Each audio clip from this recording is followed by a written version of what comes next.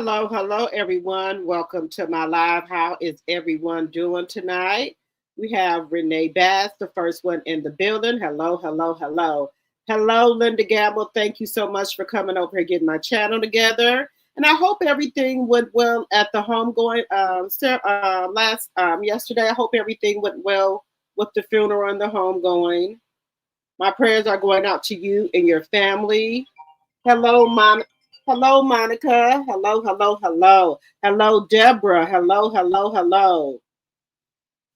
Yes, I got everything on here. Y'all, I didn't come on yesterday. I do apologize. Sometimes I take like a break. I take a little break or whatever off of social media for a little while and don't come on. But I did spend some time yesterday with my sister and my cousin because it was her birthday the other weekend and I didn't get a chance to spend any time with her or celebrate her birthday because, of my situation going on with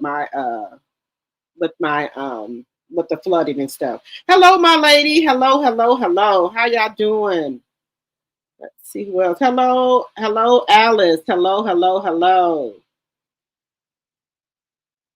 Yeah, so I anticipated coming on about 9:30 or 9:45. But I was just out here looking to see what was going on out here in these YouTube streets. So guys, do y'all think Destiny is leaving Love and Marriage Huntsville or have left Love and Marriage Huntsville? Because her and Martell are not getting that many scenes, guys. What's going on with that? What is going on with that?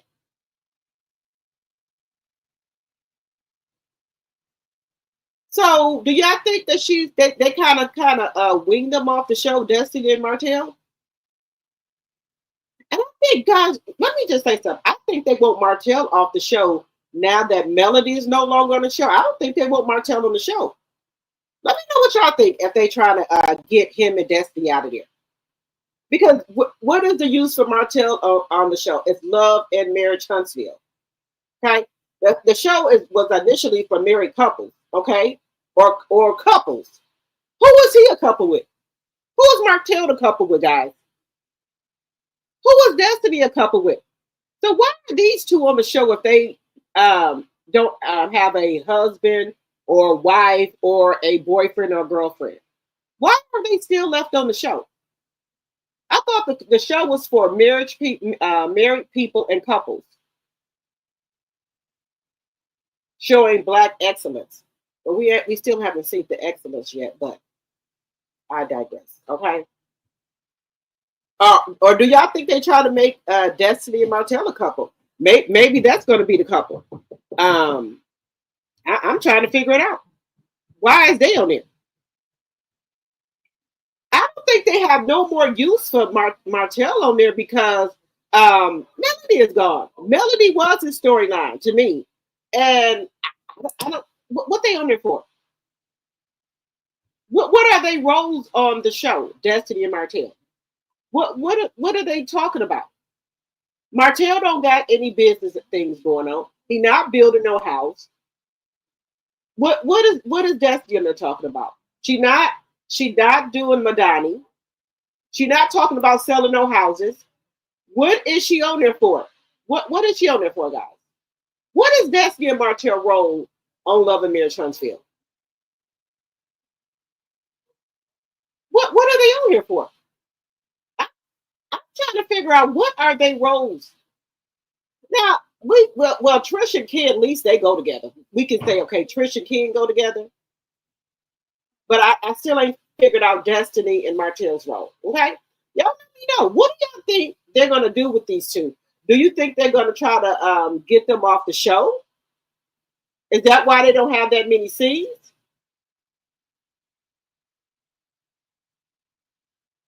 Something, I'm just saying. And then my whole thing was she tried to make us believe that Lance didn't have a baby. It was his daughter's baby. Now that was real wild right there. Now, I don't think, well, you know what? I'm going to do 50-50. Do y'all think that they would write a script for Lance, allegedly, saying that's his baby if it was not, and it's really his grandbaby? Do y'all think they that desperate for storylines, that they will try to put Lance's grandbaby off as his own daughter. Let me know what y'all think. Now, some people do think that's not Lance's baby. That's really his grandbaby. Now, I'm 50-50 because nowadays, I don't know these. I don't put none past these reality shows. They doing a lot of fakeness on these shows instead of showing their real lives. They doing a lot of stuff for ratings. Now, I did say this. I believe a lot of these reality shows are kind of fake, okay? Because on the show, they into it, they not together, different things like that. Then when you see them on Instagram and catch pictures of them, they be all laughing with each other, all lottie-dottie, like ain't nothing going on. So that's why I'm saying some of this stuff is given storylines. The same thing with Rashida and Kirk and Jasmine. We thought that Rashida didn't like Jasmine, but all along they doing family gatherings, they going on vacation together. The mama's hanging out with the side piece. I ain't never seen nothing like that either. That's the first time I hear where a mother is hanging out with the husband side piece. Now, y'all let me know. I've never seen a reality show like that with the mother gonna hang out with the side piece. Let me know if y'all have. I have not. Then we got Yandy and Mandisi and Kirk and Rashida. Do y'all really think they into it, guys? Do y'all all this stuff they got going on, talking back and forth with each other now? Is this giving storyline? Just let me know. I don't know. I don't know. Some ain't right, y'all. I think maybe they doing this for the show. I'm kind of leaning that Rashida and Yandy them not really into it. They just doing it for the show. I could be wrong. This is all allegedly. So y'all let me know. Do y'all think that Yandy and Mandisi and Kirk and Rashida are really into it? Let me know. Let me know. Let me know. Let's see here. Then we're gonna talk about Clarissa, guys. Baby, I don't know what's going on with this generation here. Well, and I'm not going to say this generation, but with these women who are trying to get a baby before they get a ring. Clarissa keeps, oh, y'all going to be mad when I pop out I'm pregnant by Papoose. Who going to be mad? Who going to be mad for? That's you. If you want the baby before the ring, that's you. Nobody going to be mad. Who mad? Who hates on you and Papoose relationship? Who's gonna be mad because you get pregnant? That's you gonna look stupid pregnant by a married man. Because it don't take this long to get no divorce. Nobody's asking for anything, so don't take this long to get no divorce, Pooh. So I'm confused. Hey, you want 4 or 5 kids? Go ahead. You want 4 or 5 kids by somebody else's husband? That's your business. You should be pushing for him to get that damn divorce. That's all I'm gonna say. But hey, I digress. Baby, Papoose got Clarissa nose open, wide open, baby. I ain't never seen no woman go up like that for no man like she do. Because Papoose don't be, Papoose be chilling. He laid back. He don't be on this here internet, doing all this shit that Clarissa be doing. She be going up for Papoose. Now, the way you are out here on this internet talking about we gonna make you mad you get pregnant by him, you should be out here on this internet. You said you can't wait till the divorce go through. Why don't you spread that instead of promoting that you want to be pregnant by a married man soon? That's all I'm saying. Then speaking of getting pregnant, Cardi B. Y'all know I like Cardi B. I do. I know she a little ratchet, a rough around the ears, but I don't care how much money you got, right? Why would you go get pregnant by Stefan Diggs? The man already got 2 babies on the way. This gonna be baby number 3 that he got on the way. This man allegedly already got rumors going around him about him out here in the street, saying that he allegedly tried to, sexually assault somebody. Allegedly. That he probably, is GAY or or bi, and there's nothing wrong with that if he is. Just put your, what your status is out there, and then let the woman make the decision if she want to mess with you bi, okay? Then, it's just too much. Yes, he got a big contract, but all these kids he popping out, he ain't gonna have very much because these women gonna get the max child support they can get out of her. And then her baby ain't nothing but 1 year old. So you got a 1 year old baby, then you pregnant again with baby number 4. Isn't that? But you know what? I heard some women do this. Like if a lot of other women's getting pregnant by one man and they talking to him, they don't want to feel left out and let other women have that they got a baby together over her, so they'll go get pregnant too, so they can say, well, I got a baby by him too. Now, hey, I'm not saying that's what Cardi B doing. I'm just saying allegedly. There's no way I would want to go out here and get pregnant by a man that's already got 2 kids on the way. I don't care how much money they got. Just saying. Just saying. Just saying.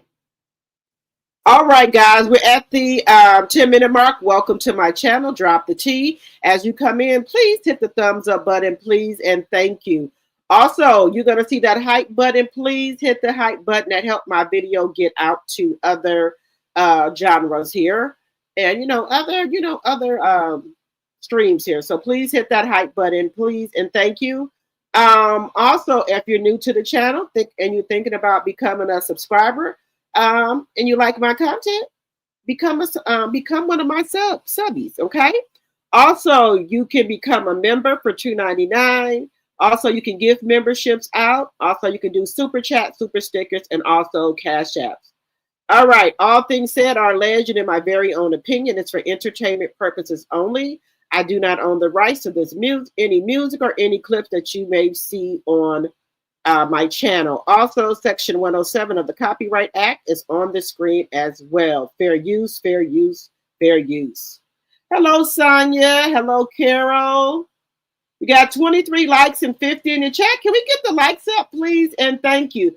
And don't cost a thing to hit that like button. Let's get the likes up, please, and thank you. Hello, who said that? Hello, hello, hello. Let's see. Who else is in here? Let's see. Hello, Judy.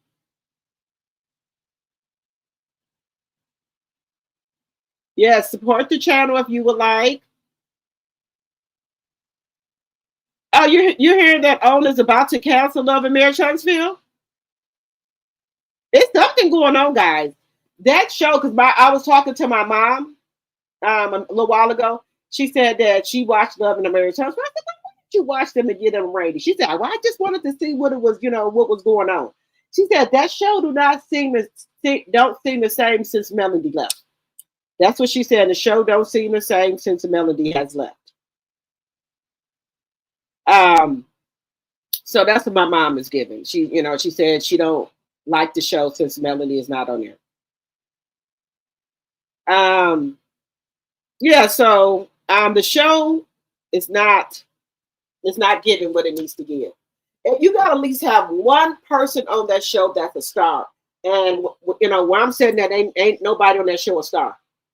I know they put Letitia out here to do Tisha Tuesdays. That's not working either, guys. The Tisha Tuesdays are not working. It's not working. Linda, you said Destiny needs to find a 9 to 5. Destiny too busy out here chasing a man, Right now, guys, you know how you go through different seasons in your life? Right now, I'm in a season, let the cards fall where they may. Whatever happened, happened. Let the cards fall where they may, okay? Let whatever. Whatever God got in store for me, I just want God to have his way, okay? That's it. That's it. Sometimes God be trying to do stuff in our life and we keep getting in the way of God. And God is trying to move and do stuff in our life, and sometimes we just get in the way of that. So I'm at that point right now at that time where wherever the cards lay, wherever the deck fall at, that's where it's at. Sometimes we get in our own way. God be trying to do stuff and we just get in the way. So whatever God want to do in my life, I'm here for it. Okay. I'm gonna get out my own way. So that's where, that's what type of time I'm on. Okay. Sometimes when God be trying to do stuff and we'll get in our own way or get in the way of what God has has planned for us. So sometimes I'm just sometimes it's best just to get out, the way of God. So that's what it is. So we're gonna talk about that in a little bit more deeper in a little while. I think Destiny guys will get a 9 to 5 job because I see Linda put Destiny needs to get a 9 to 5. Destiny thinks she's too good to work a 9 to 5, guys. Destiny thinks she is a star. She thinks that she is she thinks she's famous. So Destiny is not going to work a 9 to 5. Now, before we know, she came from working as a travel agent or a flight attendant. We'll say flight attendant. So I don't think Destiny will do that again because she didn't get on Love and Marriage Huntsville. Her head didn't got big, guys. So she will never go to a 9 to 5 job ever. Okay, she's not gonna do it. A lot of people they'll get on a reality show and be on there for a couple of scenes, and now they're a star. They are a public figure, and we know who said they're a public figure. Ain't been on the show, ain't been nowhere, but you a public figure. Girl, bye. Y'all know who that is. Miss COLESLAW. She said she a public figure, y'all. So, so we're going to see how Miss Public Figure, how she going to work this out. Being in all, she a public figure. But I went over there on her page, and she a public figure on her page. So I'm trying to figure out what reality show was she on, which let me know if I missed that, guys. What reality show was COLESLAW on that we didn't miss? Because now COLESLAW says she a public figure. So y'all let me know if I missed the part where she's a public figure at. Y'all let me know. Y'all let me know about that. Because she's a public figure. Now, Destiny could, I say Destiny could say a little bit because she do be on Love and Marriage Huntsville. So I'm not gonna say that about Destiny. But COLESLAW has never been on there before, and she's a public figure. So I'm trying to figure out if she's gonna be a nurse and all. Is she really going to take a nursing job, being that she's a public figure? So let me know. Y'all think she's gonna take a job as a nurse? Because y'all know Martell said he putting her through nursing school, which I think that's a lie. I think she's getting loans, grants, and everything else. But he said he putting her through nursing school. I think that's a lie. Okay. I think he think we stupid. Sir, you ain't got enough money to put nobody through no damn school. Now come on now. So you mean to tell me you got money for tuition, you paying for books and everything out your damn pocket? Get the hell out of here. Now we know damn well Martell ain't gonna do that, y'all. We know that, okay? We know that. So we know that he's not gonna do that. So that's another lie. So let me know if y'all think that old Marty is paying for COLESLAW school, her nursing school out of pocket. Let me know. Honey, if anything, COLESLAW is going to school to get that grant money and all that. So that's what she going there for. Just saying. And baby, she one of those type of chicks. Let me tell y'all something. If she gets school money or anything like that, Martell managed that money. She got to give him the money. He got to manage the money. Let me know what y'all think. Do y'all think that COLESLAW? Let me know if y'all think that Martell is paying for her school out of pocket, or do y'all think she's getting grants, loans, and things like that to pay for her nursing school if she's in there? But that's what they say, y'all. So let me know if y'all think that she's getting grants and loans and things. Let me know.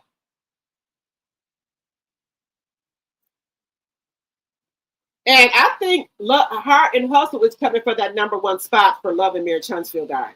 I mean, excuse me, for OWN. I think Heart and Hustle is coming from the #1 spot. Okay. Um, Heart and Hustle didn't come on this week, Saturday, or either did Love and Marriage Huntsville. It didn't come on. Now, they did not come on. I think because of the holiday, I think that they didn't want to put those shows out because they feel that they wouldn't get a lot of ratings because of the holiday. So that's why I think they pushed it back. That's why they didn't have both of them on, because y'all know within the holidays, people tend to be out partying and doing things. So that's why they didn't have it on this weekend.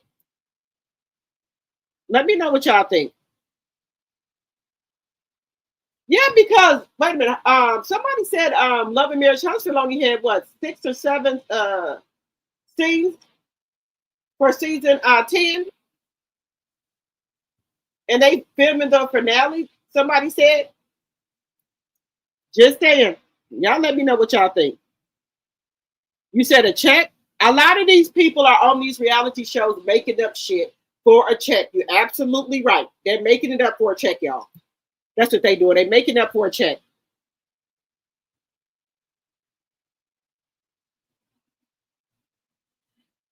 Deborah says she finds it strange that Carlos has not interviewed Martell on his show on Monday. Yes, that is strange, guys. Why hasn't he interviewed Martell? He didn't did everybody else. Do y'all think that they not do you think Martell and Carlos not close like that anymore? You think Martell is on the string right now? Because he haven't had Martell on there. Or Destiny. He hasn't had Martell or Destiny on his Monday show. That is absolutely correct. So what do y'all think? That's why I said, guys, do y'all think that they trying to wing Martell and Destiny off the show? Let me know what y'all think. Because why is everybody else getting on there? And Martell and Destiny is low at the totem pole because it looks like the Scotts and the Fletcher getting all the scenes. Just saying from what the clips that I've seen.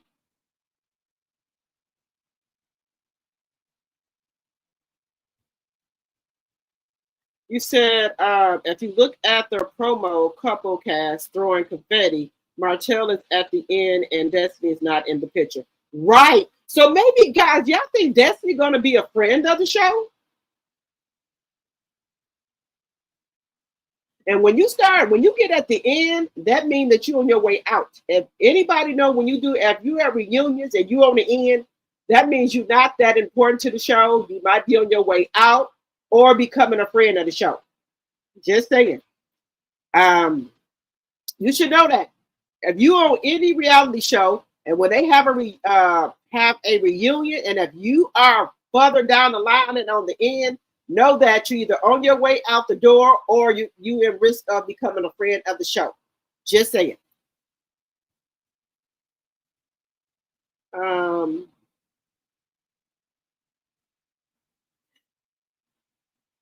So I think that something is going on, guys. I don't think that. Let's get those likes up, please, and thank you. Hello, Miss Boss Chick. Hello, Carla, my tea sipper. Hello, hello, hello. Hello, Miss Boss Chick. You said Love and Marriage Huntsville has the same storyline. What's new? Nothing. No, all of these shows are doing this. All of them are doing it. You said jump it. Yes, Carla, I seen them on the live yesterday. Yes, I miss my sissies. Y'all know I have a lot of stuff going on with my basement and house and everything. Trust me, if nothing wasn't going on with my house and I had my house in order, baby, I would have been on that trip. That was the plan now. That was the plan. That was the plan. Y'all know when they travel, I travel. But, you can't leave your house in ruins and go on no trip. That's not how you take care of your business. So I couldn't do that. So, yeah, I still got stuff going on with my house. It's taking the insurance company longer than I expected to get things done with my basement and stuff. So hopefully this week they'll get it done. Hopefully this week. I'm hoping they'll get it done. You said deep, nasty, delusional. Yes. Hello, Sonia. You said Destiny sold lottery tickets. I remember that. Somebody said she used to be in a big church van, going around selling lottery tickets, allegedly. You said Destiny all up in Stormy. You see, Stormy didn't help her with her Alibaba product. Stormy claimed she was going to help and mentor others on TikTok. Why start? Why start with your friends? Right. Stormy give me the type of person that, people can have these type of friends that they don't want their friends to be higher than them. They can be below them, but they don't like friends that have more than them. So Stormy don't want none of her friends to have more than her. She always want to have more than them because she want to say she the rich, bitch and all that. So she not gonna help nobody that she know get higher than what she is. Because I don't think Stormy can do any more TikTok lives allegedly. Because allegedly she didn't get all those products out, and y'all know how TikTok is. If you own their platform and you're not getting those products out, oh, they're not playing with you no more. They're not having it. You're not going to make them look bad because TikTok gives you a certain amount of time to get products out. If you don't move them products out and you get bad reviews about people not getting their products and things like that, because that looks bad on TikTok, and TikTok is the one that have to refund you. Because y'all know if y'all go on TikTok and you say you didn't get some, oh baby, TikTok either gonna send you a money back, they're gonna send you a credit or whatever. Because like I told you, I have been on TikTok and I had ordered some stuff from them and it didn't fit. It was too big. And I said, well, where do I send it back at? They said, oh no, just keep it. Don't worry about it. But they sent my money back. TikTok don't play about their reputation when it comes to that. So I don't know if Stormy was making them look bad or what have you, but I haven't seen her do no more TikTok lives with them. Where they're sponsoring the actual TikTok like they used to do her and like Melanie do. Now anybody can get on TikTok and sell something. You can get on TikTok and sell anything. I just bring up TikTok live now and say I'm selling this. But so I think that's what Stormy does now. She just gets on her own live and sells stuff. That's what I'm thinking she does. Just saying. Because I don't see her doing any more sponsorships with TikTok or hear about it because I don't watch her. Just saying. Let me know if y'all heard anything. Yeah, I had Miss Melody's TikTok yesterday as well. Love and Hip Hop Atlantic. Yes, she can call herself a public figure on the air mattress on the corner. Yeah, that's what she's doing, guys. COLESLAW thinks she's a public figure, guys. Now, I don't know where she get this from. You ain't even been on that show. What show did you go on? Now, we did see her try to get in a picture when Scrappy was doing his divorce party. I think she had went there with a friend with her hooker heels on and the one piece onesie she had on, looking like diaper booty, trying to go over there and trying to get somebody. It didn't work out too well for her. And then allegedly she said that somebody said at one time they think that COLESLAW and Martell was trying to get on Love and Hip Hop. But I'm trying to see what would they do on Love and Hip Hop, Martell and COLESLAW. That doesn't. I'm trying to see how would that even go, guys? Just say for instance, if COLESLAW and Martell was trying to get on Love and Hip Hop, how would they pitch that over to them? Because it's been alleged that Claudia Jordan is supposed to be on Love and Hip Hop Miami. Also, Michael Blackson is supposed to be on Love and Hip Hop Miami. They're trying to spice up the show because Love and Hip Hop Miami was getting low ratings. So they're trying to bring like some stars on there and things like that. Michael Blackson allegedly supposed to be on there. Claudia Jordan allegedly is supposed to be on there, and some other people. They're trying to spice up the show. What do y'all think about that? Because allegedly Claudia and Trina are good friends. I didn't know that. Let me know if y'all knew that Claudia and Trina are good friends. I didn't know, but hey. So that's another thing that's going on, guys.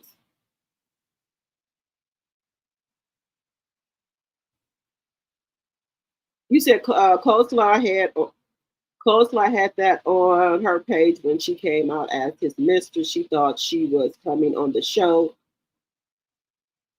would made herself known. Okay, you know what? Just me as a woman, I would not want to come on no show as somebody mistress or the side chick. I just don't, guys. No, no, man, no. I wouldn't want to come on there as nobody. No, not as no mistress or no side chick. Martell is still having over male. He said Martell is still harboring over male deep inside, but won't to say for what he lost.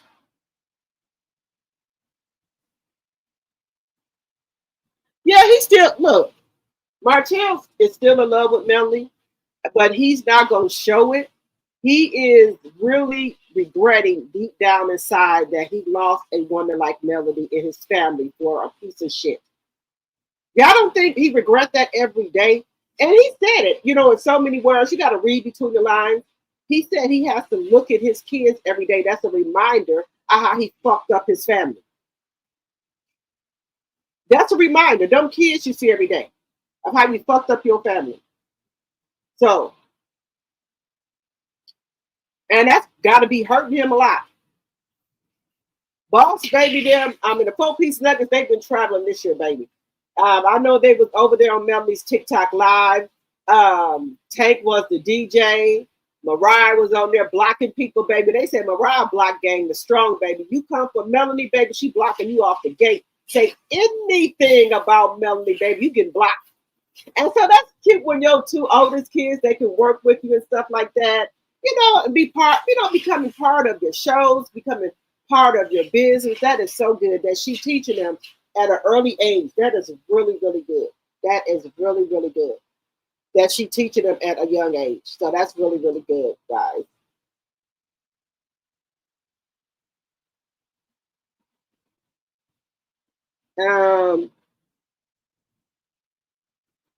So my daughter is 8 years, and it took her 3 years to obtain COLESLAW and is not smart enough to be a nurse.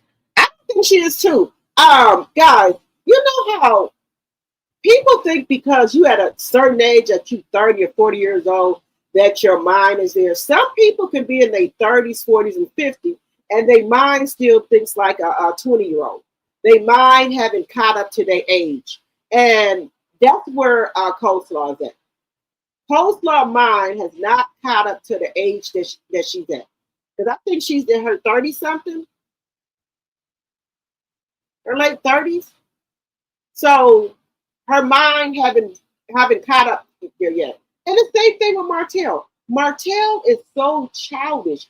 And I really didn't notice that until I started watching him, until Mel divorced him and he started being on the show by himself. Because before Melody was covering him so good, you could not really see it. But once they got a divorce and everything, and the more and more I see him, this man acts like a titty bopper.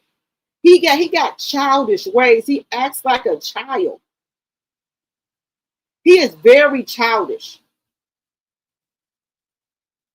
So and then Melody was too big for Martell. She was too much woman for Martell. Martell was a little boy, and he could not take Melody. His mind could not keep up with Melody, in my personal opinion, guys. The type of shit that Melody was on, it was hard for Martell to comprehend. So he needs to be with COLESLAW because their mind is the same. They at a low IQ, they low vibrational people. So they vibe very good with each other. To me. Let me know, guys. I think they vibe very good with each other. Because I think that Martell was getting exposed where Melanie was getting bigger and bigger and bigger, and Martell couldn't keep up with that. His mind couldn't cope or keep up with where Melanie was trying to take him in the family. Because as y'all know, when Martell goes to things with Melody, he would just sit there like a bump on the log, you know. And he could not really do nothing without Melody. If Melody not up there by his side, he could not do anything. He could not get any businesses going off the ground. He could not do it without her. He needed her. Did y'all see when Martell came out with his wine at the mansion and everybody was there and he had that raccoon around his neck? You know, the furs he had took back from Melody. He had some of them cut and put around his suit. Y'all remember that. He wouldn't let Melody get her fur coats, her designer purses, her clothes, her furniture and stuff out the house.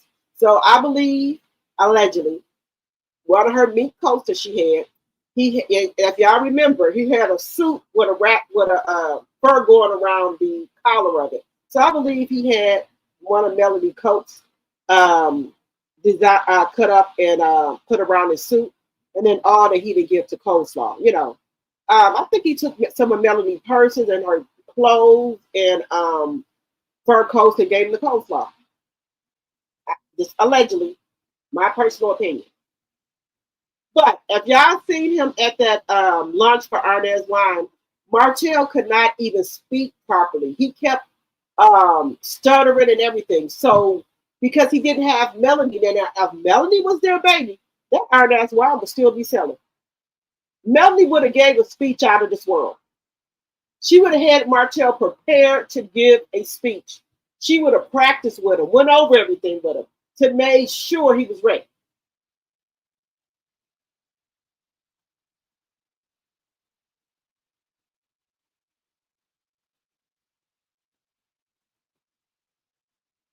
So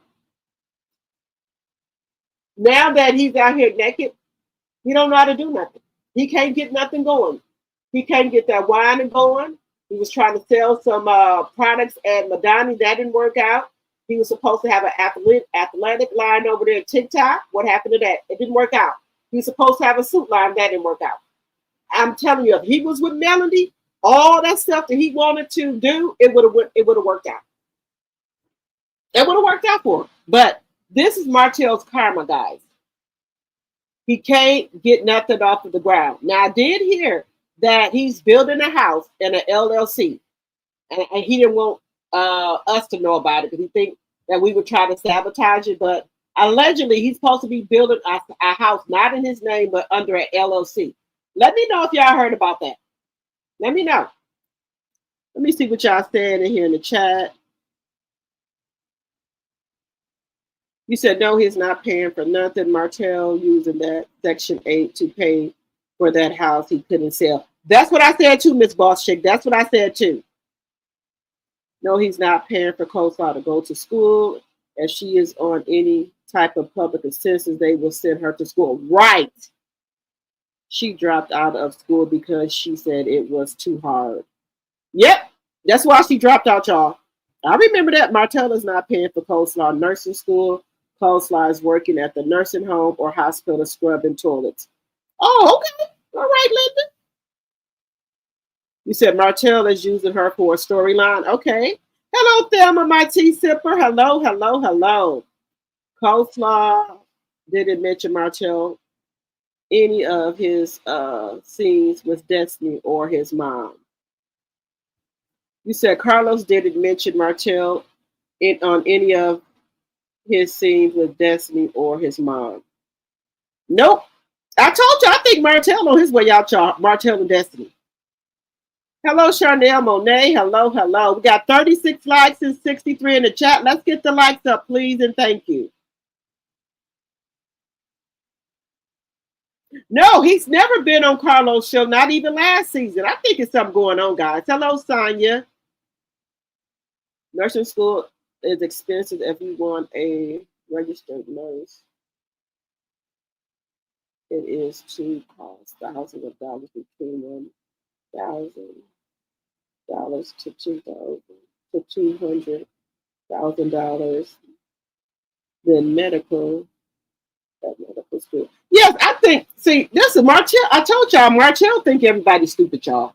We know you can get financial aid, you can get loans and things like that to go to school. He think we're stupid. You said Love and Marriage Huntsville on his leg is done. Yep. 11-11.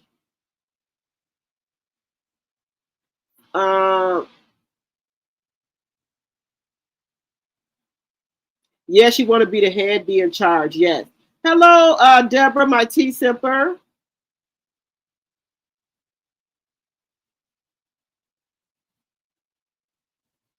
Yeah, going to medical school is expensive. I know it is.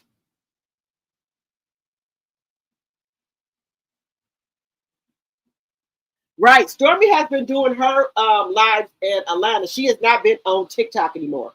Because you got to get sponsored. Like Goldie always sponsor Mel to come on TikTok to do a TikTok live, and then she had Crocs that sponsored her to do a TikTok live, and I think it was somebody else that sponsored her to do a TikTok live. So I don't think Stormy could. I don't think anybody's going to sponsor her because of those products allegedly. Y'all remember from the Black Friday sale that she had another sale that all the people did not get their products. So I think after those two disasters, they was like they ain't effing with her no more. Now she can sell her products on TikTok. She can do that, but far as being represented by TikTok, I don't think that's happening no more. I wondered about that when I heard Stormy was supposed to be training folks on how to become a TikTok influencer. Yeah, Stormy don't want you to get bigger than her, guys. And DESINY was going to all of her TikTok lives, supported her and everything. And y'all know she had some people up there where she was helping them. Why did you have DESINY as one of them? That's what I understand. That Stormy is one of those people. She do not want you to get bigger than her or anything like that. She wants you to stay beneath her. Because she did have some people that she was helping, but DESINY wasn't one of them.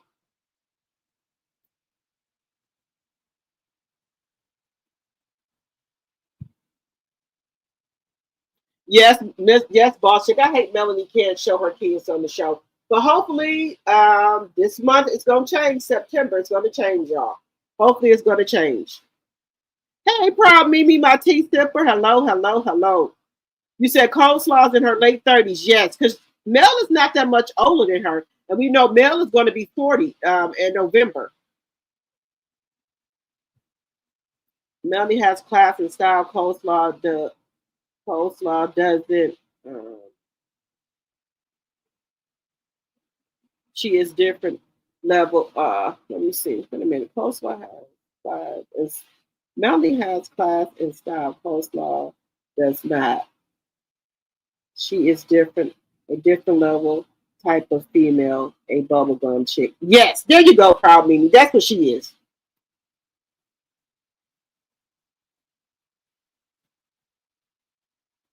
You said COLESLAW is not smart enough to go to nursing school. That's why she dropped out. If she was smart, she would have sat on her ass for 10 years waiting on a man to take care of her. Yeah, but you know what? Y'all know COLESLAW was working at a nursing home, and she said that she kept getting harassed and things like that, so she had to quit. But allegedly, somebody said she got fired because she kept being on her phone up there at the job. Allegedly, that's what they said. That she's working at a hospital or a nursing home. What I know it was a hospital, and she got fired because she kept being on her phone, and then she tried to say that she was getting harassed a lot about the stuff going on with Martell when that stuff came out that she was Martell mistress. She was getting harassed allegedly. That's what she said. Yeah, I know how she lied.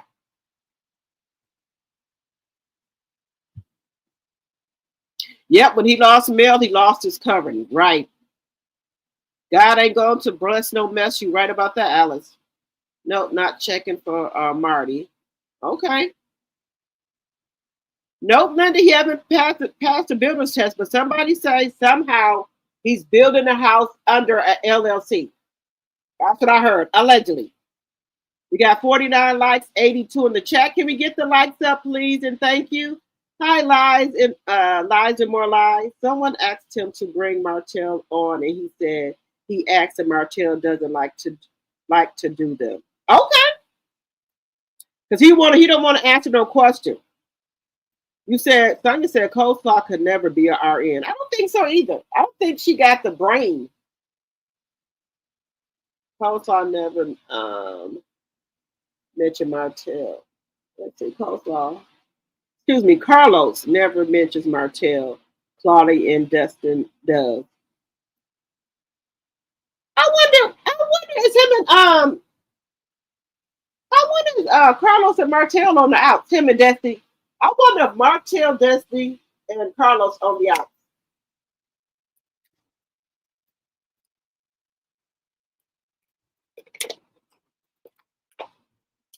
Just y'all think they on the outs? Y'all let me know. Hey, baby girl, 1981. Make sure y'all hitting that thumbs up button, and also make sure you're hitting the hype button, please, and thank you. Martell knows Coleslaw ain't it. She had nothing going for herself. That's why he's still trying to figure out if she the one. Trust if that girl had something going on. Martell, trust me, if she had something going on, Martell will try to be with her. But y'all know how he keep on saying that he finna take Coleslaw. He said on the clip that he finna take Coleslaw serious. So you mean after 10 years you weren't taking a girl serious? What the hell was y'all doing? That's why I said that something ain't right. He said he's thinking about marriage, and Maury said who? He said Coleslaw. He's thinking about marrying her, but he said not right now, like not right this minute. But he needs to get to know her more, and he's starting to take her serious. He's because she mind him. She do what he say do. She cooks for him. She cleans. She do what he tell her to do. She checks that money in whenever she get it, and things like that. So so if somebody gonna do all of that, then hey, just saying. Just saying, they gonna do all that. Martell is with that. He said because she don't talk back or nothing. All right.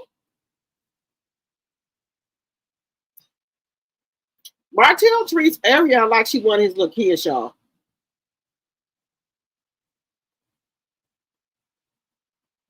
Coleslaw needs to be her own person. She will never be Melanie. Right, baby girl? She will never be Melanie. Destiny, if they use it, Stormy knows it. Leech, I wouldn't help Destiny either. You know what?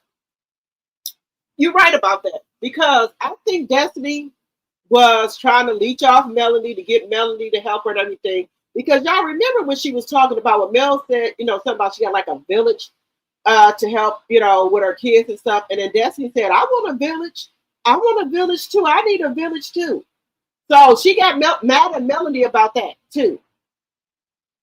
Because she said Melanie has all this help with her kids and she really don't have no help. You got one kid, Destiny. You got one child to look after. What you can't look after that damn one child? And you get help from the barrack and you're trying to take your damn help away. Then she claims Melanie wasn't trying to help her. People can help you, but you got to help yourself too. People ain't gonna do all the fucking work for you, Destiny. What you want them to make the products and get up there and sell them for you too? And then I already had peeped out Stormy because why was Stormy selling everybody else stuff on her TikTok live? And if her and Destiny was so close, why wouldn't she let Destiny come on there on her TikTok live? And why wasn't she trying to sell any of Destiny's products on her TikTok live? Either that she didn't get paid to, but if that's your friend and you trying to help her out, I'm gonna put my friend's stuff up there. If I'm trying to help her get on her feet, why we can't all win together? That's why I told you, Stormy does not want no friend that got more than her. She don't want to be around people like that. She wants people to be under her. She don't like that, and that's another reason why she like Mel, because she could never little girl Mel. See, she little girl, Destiny them and everything. Melanie was her own person, her own woman. And she mad because Melanie was never beneath her. And she couldn't little girl Melanie. That's what it was. That's what Stormy's mad about. She couldn't little girl Melanie. But the rest of them, oh yeah. Because she this rich bitch. And Melanie, she a rich one too. So you can't little girl her. Melanie got just as more as you got more. Melanie has a good rating with with her with TikTok. She has a good rating for returns and everything. You go there and look at Stormy's return shit over there on TikTok. It's bad.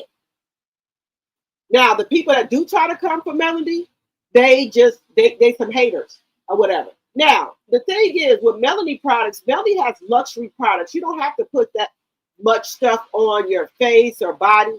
And some people think it's something else. They put a whole bunch of stuff on and it's not going into what Melanie's body butter and stuff. You just put a little bit on and it's going to go into your skin. You don't need a whole lot. That's a luxury product. Melanie was on Forbes. I can see Stormy on Forbes. How come Stormy wasn't on there on Forbes? How come they picked Stormy to do the Black History thing on TikTok? Why did they pick Melanie? I didn't see none of Stormy stuff on the Forbes. If I'm wrong, I'll say I'm wrong. But let me know on that Forbes. Did y'all see Stormy stuff up there for the luxury product? Just saying. Just saying, y'all. COLESLAW is 36. Okay.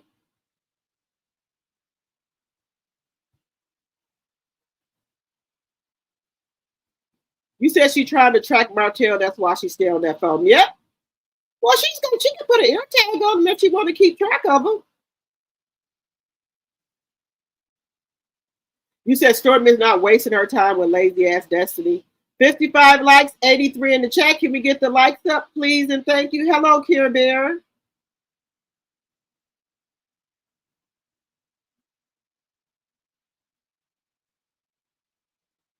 You said, I believe if he had more going on for himself, he would be looking for someone else right now.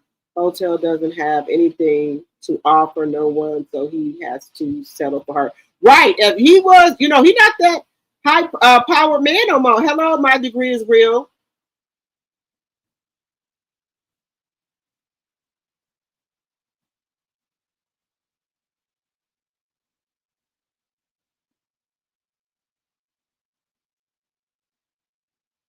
Oh, you said if you guys have not seen the movie on Lifetime called Stepdaughter 1 and 2 is very good.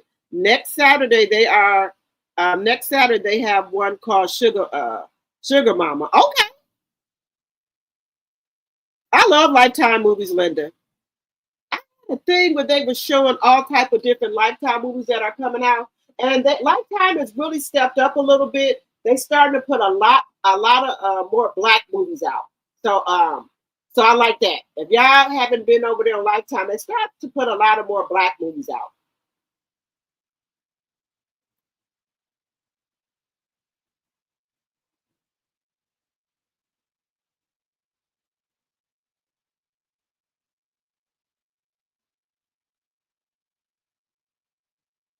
Yeah, y'all know. Okay, listen. Stormy used to bash Destiny, but y'all know Stormy and Destiny was fighting. Y'all remember at that Valentine's thing, they were shooting chairs and every damn thing. Y'all forgot about that. They were shooting chairs and every damn thing.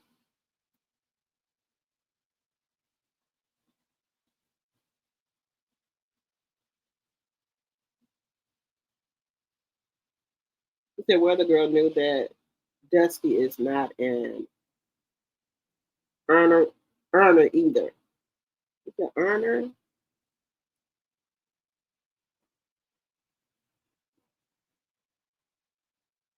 Oh, they're gonna be in the Chrisley story. Okay, let me know when that come on. I want to watch that.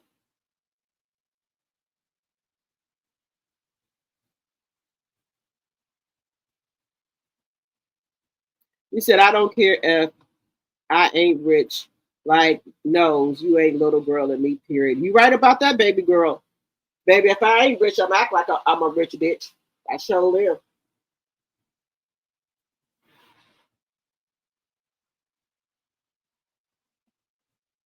Yes, probably. Stormy is a different type of female. I'm just, she carries herself in a different way. I can't kind of put my finger on it. Stormy, she's not a girl's girl, really. Now, I think Stormy is really, she tried to get out here and get the information she can, But Stormy is very much about Courtney. And there's nothing wrong with being about your husband, but she just I don't know. It's her Courtney partners because he don't work or do anything. So is he in business with Stormy or what? What is it?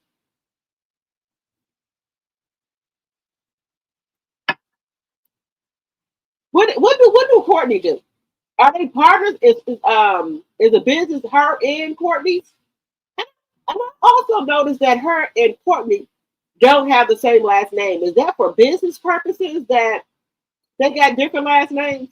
Because Courtney's last name is Beasley and then um and then Stormy has a different last name. So why are they last names not the same? Stormy Steele or something like that? Why is they last names different? Anybody know? Let me know in the chat. Just asking. Hey, Patricia T. Yes, Destiny, allegedly, she is a user and a leech. And I think Stormy peeped that out. Stepdaughter got on my nerves last night. I had to change channel. Okay, you watched it last night, Deborah? The Chrisley show is on tomorrow. Okay, I think I'm going to watch that at 7 p.m. Is that Central Standard Time, Deborah and Linda? You said Stormy had a warehouse full of Alibaba products that she has purchased. No chemist, allegedly. Now, she said she got that machine, guys. She said it cost $500,000. The machine that's going to make her products quicker so she can get them out quicker. Y'all remember Stormy? I saw a clip that she showed her new machine that she got for a warehouse. It's going to get her products out faster, guys. Let me know if you've seen it.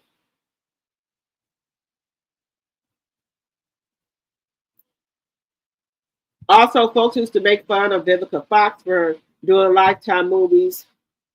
Mama is getting paid, though. Catch them millions, honey. You right about that?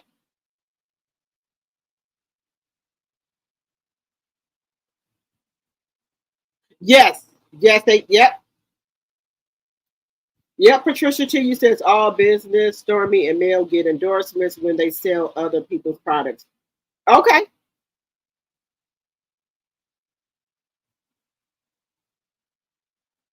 Oh, Mike Hill is in a part of the stepdaughter? Oh, okay. Okay, Stormy is what we call hood, which never had money and now acted brand new. Right. Yes. But I think I was listening to my girl Sassy T, and she said that allegedly one of her friends was like, she can't be in a room with millionaires or things like that. She get nervous or she gets scared. Baby, if I ain't got no millions, I could be in a room with millionaires. I know how to talk the talk and walk the walk. Just blend right in and talk the shit that they talking. I would love to be around millionaires and stuff like that. And like I said, that encourages her, to strive to be more better. I like to be around business people and millionaires and things like that. They don't scare me. I can, you just got to fit in, do what you need to do. Don't be in there acting ghetto, acting like you brand new to this, you know. Yeah, what y'all don't know is that a lot of hood rat women, well, we're gonna call them streetwalkers, high priced walkers or call girls. They go to a lot of those events with billionaires. They go there as their, plus one or escort with them. So they blend. They know they some call girls, but they fit in when they go places with the billionaires. Arm candy, right? So they don't got money, but they go in there as arm candy with the billionaires or the millionaires, and they blend right in with them. Shit, if you ain't got no business, make up a business. Oh, I'm getting ready to launch such and such. You just talk like they talk. But make sure you got on the right attire and look the part now. You can't go in there with all type of loud makeup and your face beat all with loud shit on there and all that. And if you can't go in there like that, you got to go in there with a nice length eyelash. They have the big eyelashes on and stuff. Go in there with a little nice light beat, a nice a nice cocktail dress. Not all up in your ass. You know, something a little bit above the knees, or you could have a long dress. So a long flowy dress. Look the part. Just saying. If you don't know how to dress, go on Pinterest. They'll show you how to dress for different stuff. Just saying.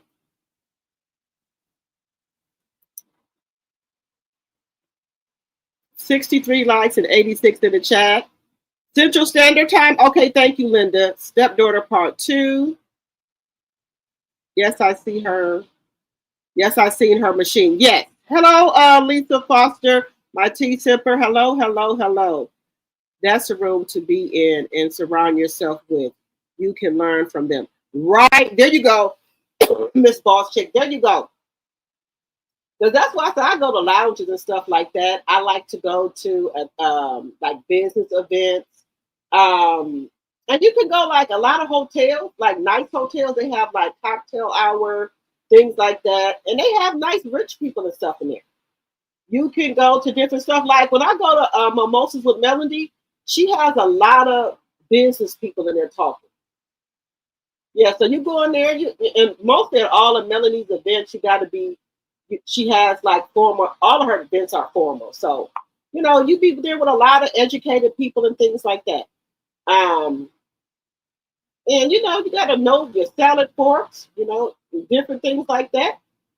Dinner, your dinner forks and stuff. You'll be okay. You'll get it. Surround yourself with people who can teach you how to get to the next level. Right. There you go, Miss Boss. Be around people that are going to help you get to the next level. And then women say they want to meet people, different people. You got to go around different people to meet different people.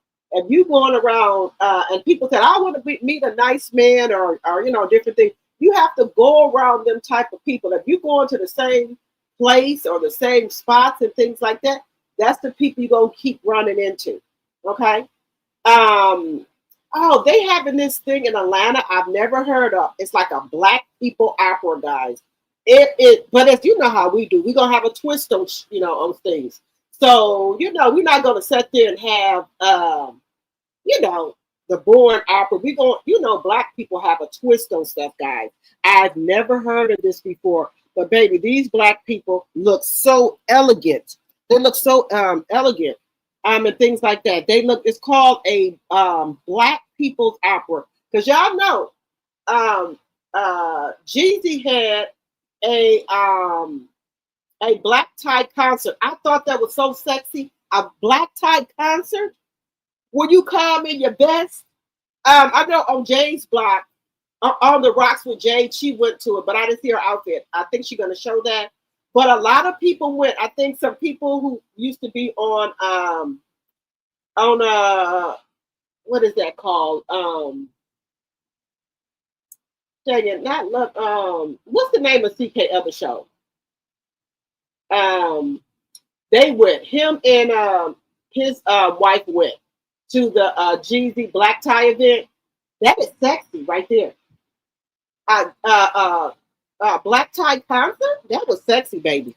That black tie concert that Jeezy put on, that was sexy. Now that was sexy, guys. They went to that. That looked really, really nice. Everybody looked really nice at the black tie event, and it looked nice, guys. It looked really, really nice. Now I think more people should start doing that, putting on black tie events for concerts, so people can start back dressing up for concerts and things like that. That would really, really, really be nice if they could start back dressing up for concerts. What y'all think? Do y'all think black tie concerts are the thing now? Let me know what y'all think. I'm going to show y'all, girl. It's called the Atlanta Soul Symphony. Oh my God. Symphony Weekend, September 9th through the 21st. Symphony Atlanta Soul Symphony Weekend, September 9th through the 21st, girl. This right here is something to be at, guys. Y'all know I'll get tongue tied a little bit. Look at this, guys. Look at this, honey. I would want to go to this. I don't know. Let me see if I can pull it off because it's so close, though. Look at this. Atlanta Soul Symphony Weekend, September 9th through the 21st. Look at this. This September 19th through 21st, step into the elegance of the Atlanta Soul Symphony Weekend. We begin with a breathtaking outdoor venue, the perfect backdrop for connection and indulgence. A grand stage comes alive with a 20-piece symphony orchestra leading into a 100-foot runway where fashion takes center stage.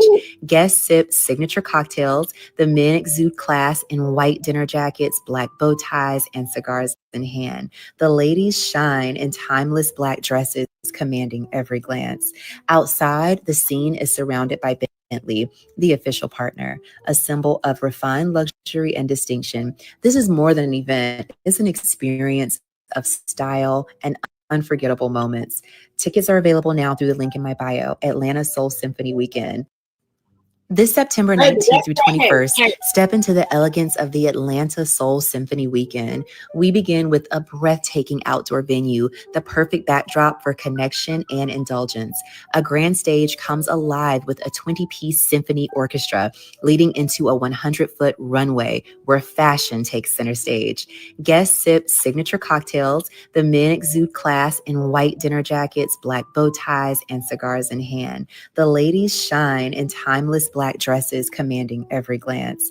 Outside, the scene is surrounded by Bentley, the official partner, a symbol of refined luxury and distinction. This is more than an event. It's an experience of style and unforgettable moments. Tickets are available now through the link in my bio. Atlanta Soul Symphony Weekend.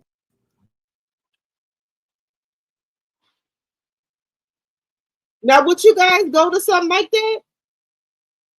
Would y'all go to something like that? I think that is so classy and sexy. I would go to that. Baby, I would go to that. That is so sexy and classy.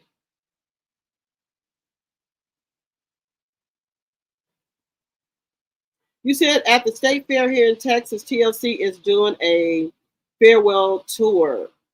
Oh, let me send me the information. I'm trying to look that up, Linda. Oh, okay. Oh, yeah, no, it's so much stuff coming up and things like that. And it's a lot. And, when you get, in your 50s and things like that, you want to explore the world. You want to do everything. Your kids are grown, so you want to, explore the world.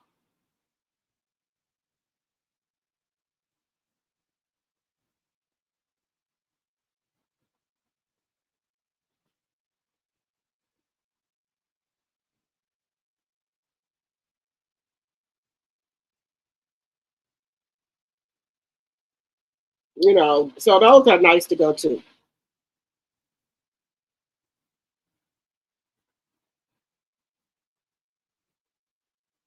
So let me know if you in Atlanta, if you would let me know if you guys would go to one of those. Don't you got to put your face in places that you got. One thing Melanie said at one of her mimosas, you gotta put yourself in. What was it? Sometimes you gotta get in a room and be in.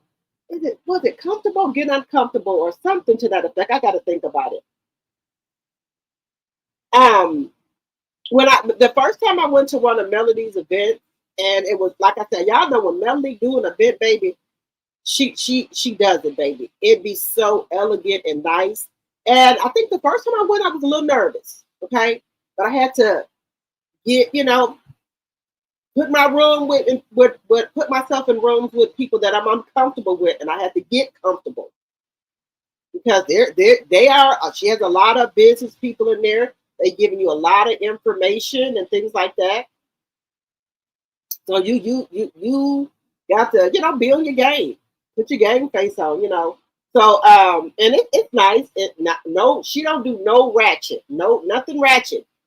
Everybody that come to her events, they be in nice gowns and things like that. She has a color, things like that. So yes, it's always really, really nice.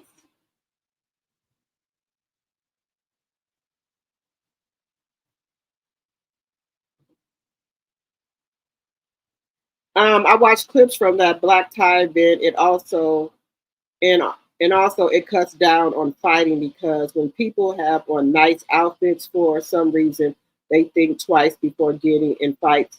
Sounds crazy but true. Yes, Deborah. Yes, yes, yes.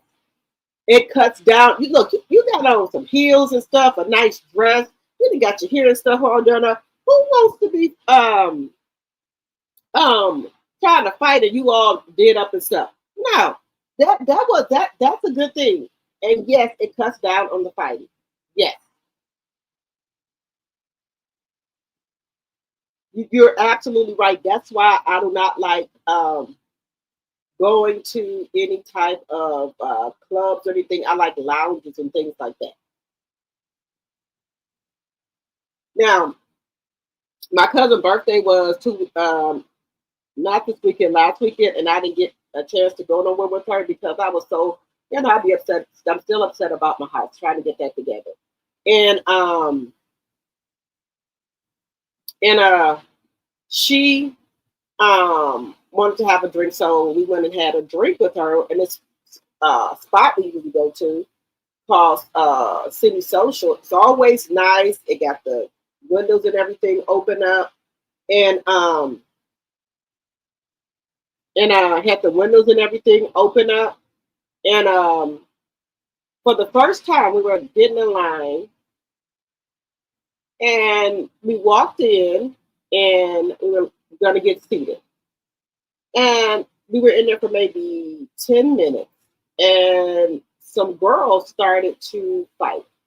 So I was like, oh no, what? I said, what's going on here? What? Wait a minute. So then we ran, we ran out because I don't play that because, bullets got no name. So I left. And I have never had that experience. It's always nice, relaxed, and chill. And then I said, well, okay, they put them out.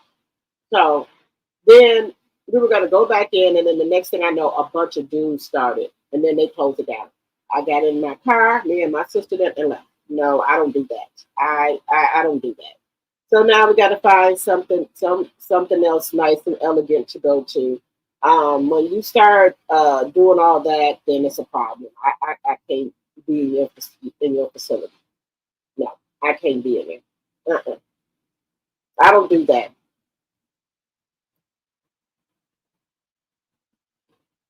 Okay, okay, Linda. Yeah, but those are nice things to go to.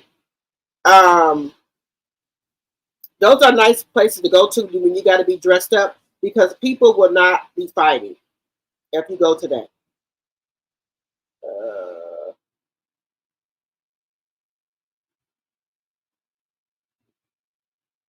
Let me see here.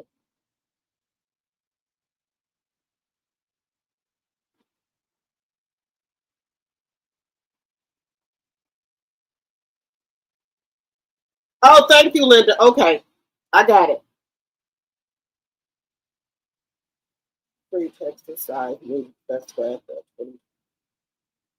Oh, okay, that looks nice. Okay, thank you. You don't like class at all? My degree is real. Okay. I don't either. I just like to. I'm like a. I got to where I'm like a brunch type of woman. I like to go out and have brunch, have cocktails and stuff like that. I don't want to be with all the rah rah stuff. All I don't do that. I don't like that. Like lounges and things. I'm more of a lounge person or a brunch person. Or like we go on like dinner dates. We go out and have drinks when we having dinner and stuff like that. And if they have music, I'm cool with that. But I don't go. I don't like going nowhere with nobody jumping up and down. Now I will go. Now I tell you, I will go to a hole in the wall where they playing blues and stuff at because I'll go to that. And then when I go down south and I go back home, I'd be like, y'all, where's the blues place over here? We can go to a hole in the wall. I like going to those type of bars in the south, you know, where when they playing blues and stuff at. Now I like that.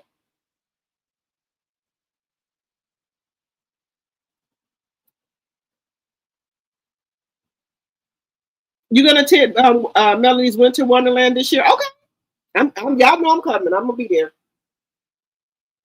Last year theme was white. I don't know what theme she gonna have this year. I don't know what's this theme gonna be this year, but it was white. And it was so nice, guys. And she always bring the 4-piece nuggets. Miss Van is always there. Don is there. Canavis them is there. Miss Deborah's there. Who else? Albia be there. Our chemist. Who else? A lot of other people. You know, her security be there. So we have a good time. So we have a great time. Yeah, if you have never been to one of Mel's mimosas, please try to go one time. You'll really, really love it, and you're going to want to go every time. You're going to want to go every time. So if you can get to one of those, baby, you're going to have a time of your life. You're going to meet new people and things like that. So you will have a good time.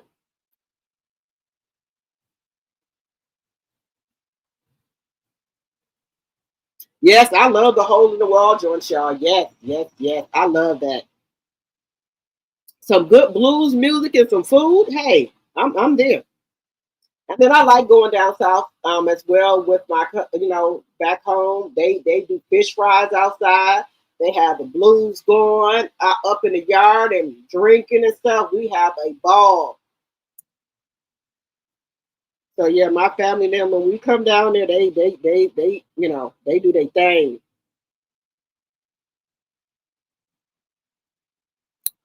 All right, guys. Now, I do want to get into the Real Housewife. I guess this lady Pinky Cole is going to be over here. What's her name? Okay, so the Real Housewives of Atlanta, the Peaches gather at Pinky Cole hosts a community giveaway event. So I guess she's really going to be on the show, guys. So let's take a look at it. So this lady here, let me see. Wait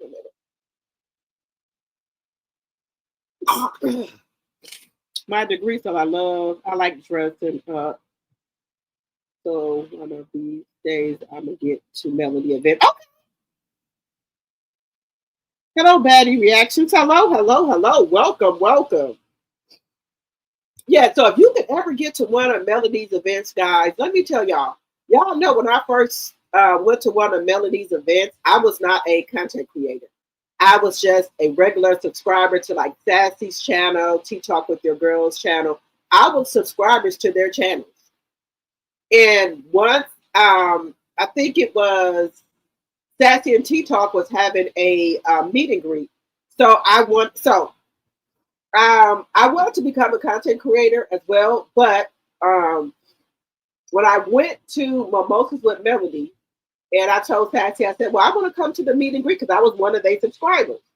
And when I went to the meet and greet, I met Sassy T from the Sassy T TV from the 803. I met Tea Talk with Your Girl. Who else was there? I think it was just them two at the time. So I met up with them for the meet and greet, and then we went to the Mimosas with Melody. Baby, ever since then, me and them been clicking. And we've been rocking and rolling ever since. Then I became a content creator. Who else did I met? I met who else did I meet at the I met a whole bunch of other people at the I met Sandra Gen Extra. I met her at the meet and greet. Who else did I meet? Sheila Joe. I met Regina. And it was other subscribers there too, so I met them too. Then now Lady C, Regina, who else? Sheila Joe, and Angela. We all became good friends and stuff, and we travel together now. So when you go to usually when Melody have a mimosas with a mimosas, me and Sassy then we have meet and greets and we meet up with our subscribers and we have a good time. We have a really good time when we meet up with our subscribers. So Melody's having a winter wonderland this year, so more than likely we're gonna do a meet and greet, or what have you. So we meet up with our subscribers. If they're going to Winter Wonderland, then they will, a lot of the subscribers are there. They come to the meet and greets, so we have a wonderful time. 71 likes, 84 in the chat. Thank you, Linda. So, how do y'all think Pinky's going to do on the on the Housewives along with K Michelle? Because this is a clip, guys, that I think is going to be on the show. I think they're going to put this on the show, guys. They're going to put this on the show, I think. So let's take a look at this. Is the only number I'm taking home tonight. Let me turn off the music.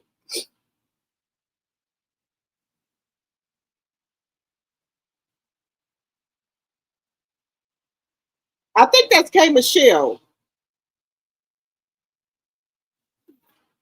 Let's see. Let me turn off this country music. I think that's K Michelle music. But I think that's K Michelle that she's hugging. And yeah, that's K Michelle. So I think this clip is going to be on the Housewives. She's giving away Pampers, tissue, it looks like.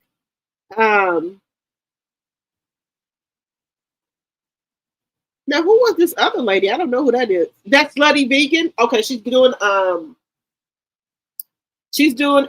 hosting a community give back event. Okay. Okay. That's nice.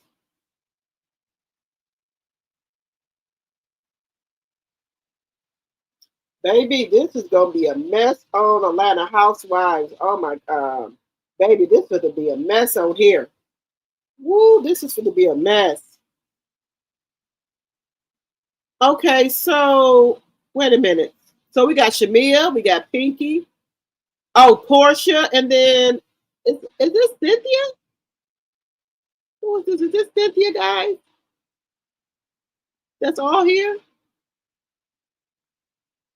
Is this Portia? No. Who is that right there? Is that Portia? Who is that? Who is this lady?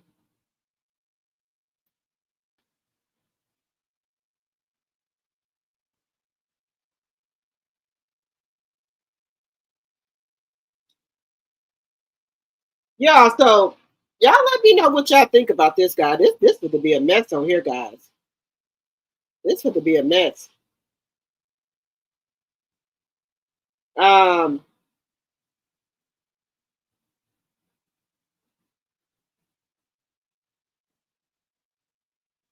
We still have a couple of places here where I live. I'm trying to make myself go out again, but I lost my mom and my brother, so I've been I'm battling with depression, but I'm getting better. I'm sorry to hear that, Deborah. My prayers go out to you. I know that can be hard, but just think about it this way. Your mom and them would not want you, and brother would not want you to be depressed. They would want you to get out and enjoy your life. They would want you, they would want that for you. So, even if you have to get up by yourself, take yourself to dinner, take yourself to a movie, go have you a dinner and drinks, get yourself back out there, because they wouldn't want that for you. But I get like that sometimes myself too. I will cut myself off from my sister, my cousin, and just be in the house. And I know that is, a form of that. If you just cut yourself off. So I understand that.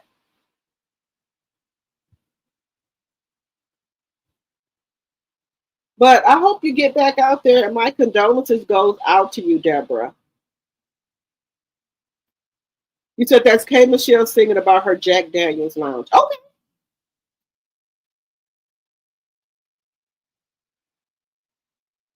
I know Kay will hold her own. Don't know much about Pinky. Just know Pinky from her restaurants. Okay.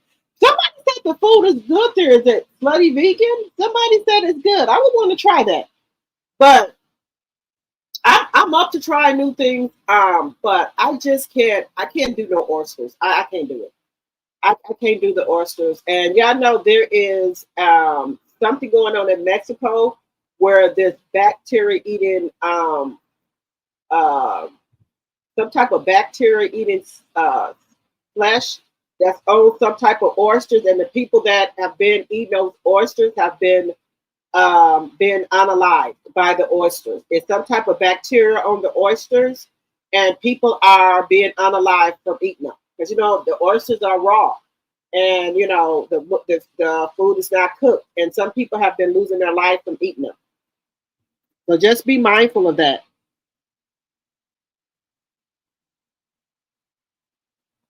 You said K Michelle is going to set them straight if they come for her. Oh yeah, I ain't worried about K Michelle, baby. K Michelle can hold her own.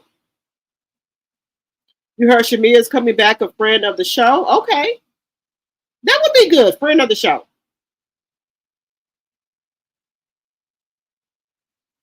Portions in the blue checker pants. I thought so. I thought that was her.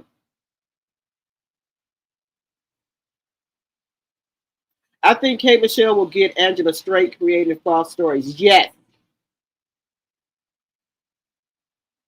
Yeah, K Michelle ain't gonna play with him. That's why I was kind of little like, okay, they couldn't put K Michelle on here. Oh, baby, K Michelle ain't gonna play. Her and Angela gonna have it out.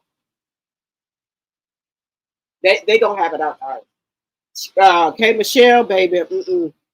But hey, I don't know too much about Pinky. I don't know that much about her. But we shall see. We gonna see about this. Now, I think I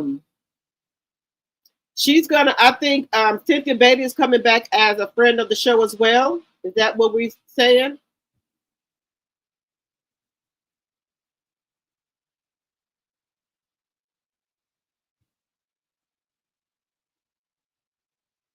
Is she coming back as a friend of the show? I'm wondering about that. If she's coming back as a friend of the show.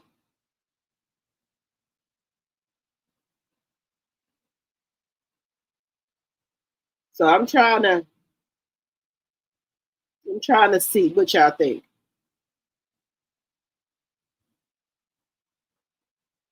Well, we already know Britt ain't coming back. We ain't heard nothing else about Britt either.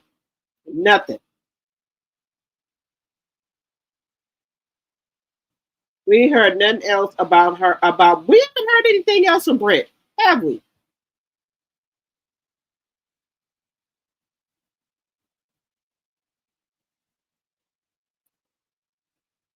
Now, guys, I do want to put a pin in that for a minute. Let's talk about Monique, guys. Monique, let's talk about um, Monique here. Her and her husband, Daddy. Monique reveals that her husband often reminds her she should have taken legal action because he says Tyler Perry and Oprah Winfrey were in her career. This Sydney guy here, Daddy, whatever she called him, I don't trust him, guys. I do not trust him. I do not trust him. I guess they got allegedly an open marriage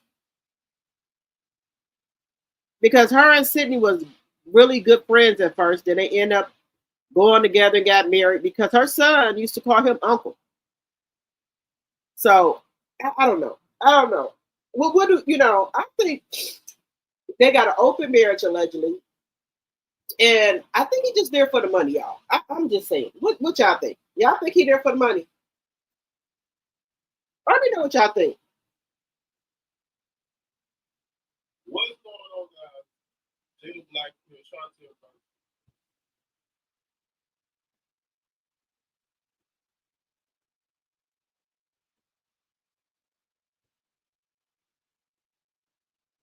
Let me know what y'all think.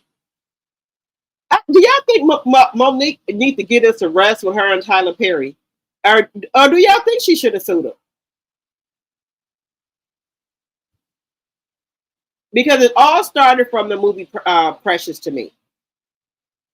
So do y'all think that Tyler Perry and Oprah ruined her career? Let me know what y'all think.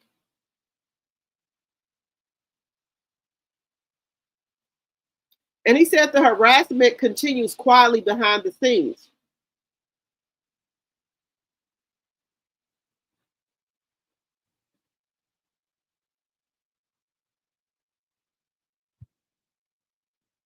So y'all let me know.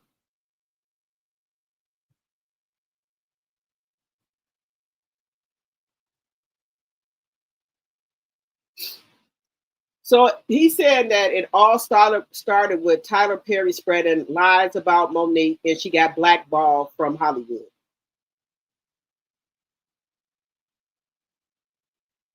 Y'all let me know how, some things could happen, but Monique is putting it out there. Okay, she's back working, so move on. Okay, boss chick. Okay. I am sick of that's what I said, boss chick. I'm so sick of Monique them saying this about Tyler Perry and Oprah them backbought her. Y'all give me 1 second. Give me 1 second here. Give me 1 second.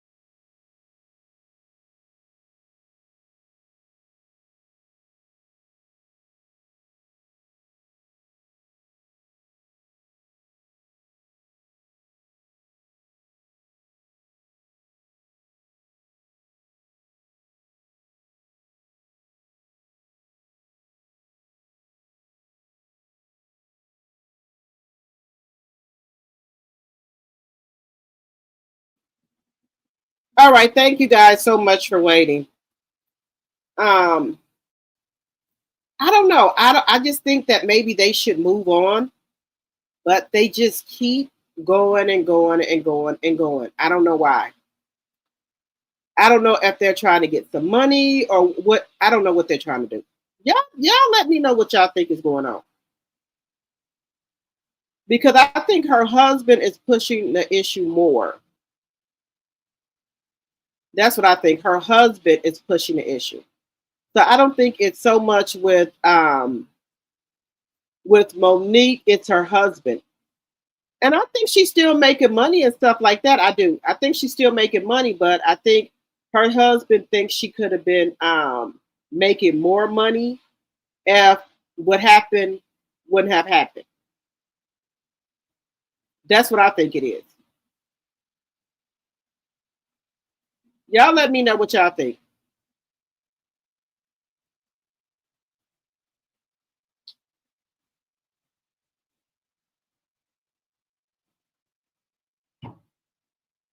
Y'all let me know what y'all think it is. With her husband, I think her husband is after the money. Hello, Cam.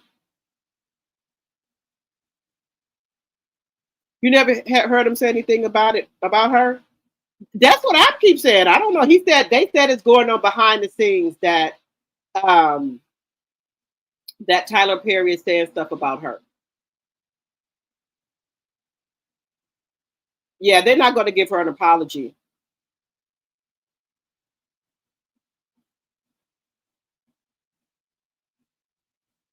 You said, proud Mimi. She said, everyone be careful at the ATM. I heard about scam called cash scrapping. The scammers put a device on the ATM machine. Really?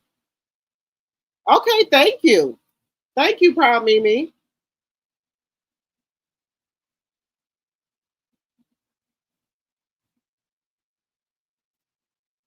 Okay, guys, and there's a lot of stuff that's going on now. Yeah, now That's why I say these stars, they get around. Now, have y'all heard that Chantel Jackson, Nelly old girlfriend, she finally didn't, she now she was with Floyd Mayweather before. Baby, she back with Floyd, baby. Chantel is back with Floyd. Chantel Jackson and her ex-fiance Floyd Mayweather spotted on a yacht.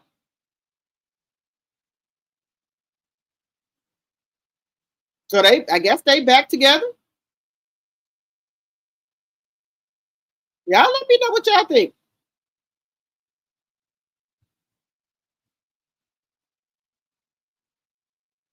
Y'all let me know what y'all think about Nelly's ex is back with Floyd Mayweather. Let me know what y'all think about that.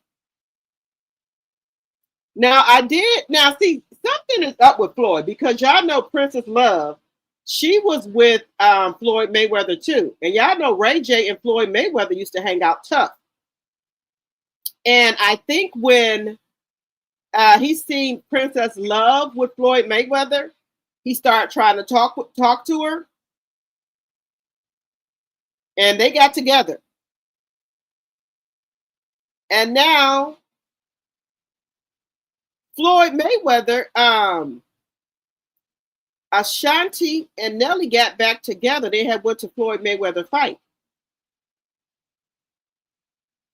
So now, what is the odds that Chantel is back with her ex, which is Floyd Mayweather? Now, I heard, him and Nelly is supposed to be cool and everything. So, I don't know. Do they just recycle?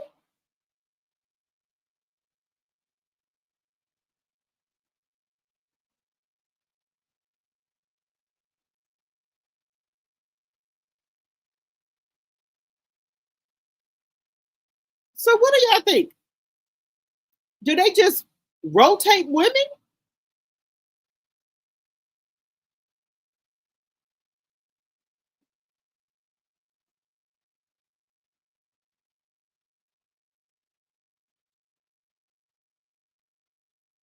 So, what do y'all think?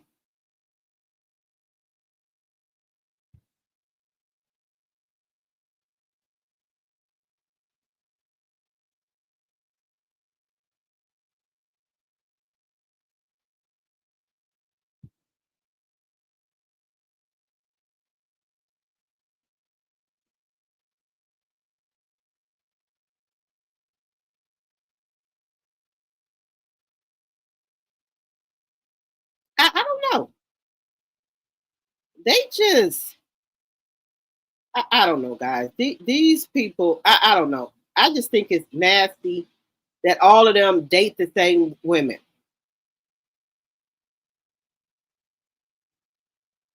Y'all just let me know. Because Nelly, like I said, Nelly and them, they are friends. You said Chantel is probably one of many. Okay. Princess said her and Floyd are still close friends. Oh, okay. I wonder why would she go back to Floyd allegedly when he dated her before he put hands on her. Right.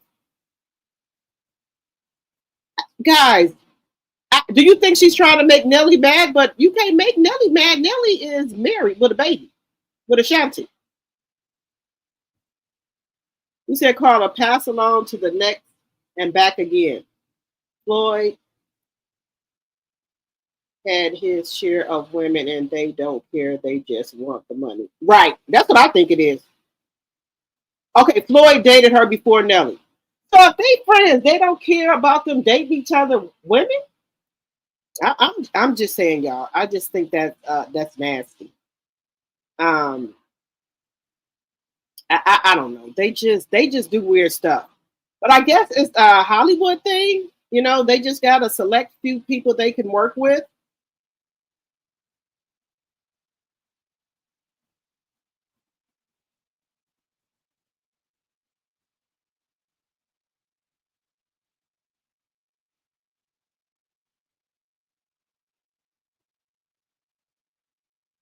Y'all let me know. Do y'all think that's weird if they friends and be dating each other exes?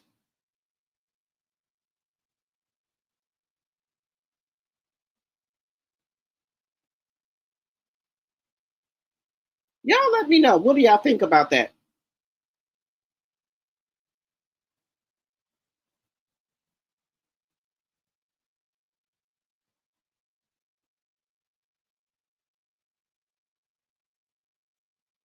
Let me know what y'all think about that. I just think that is odd.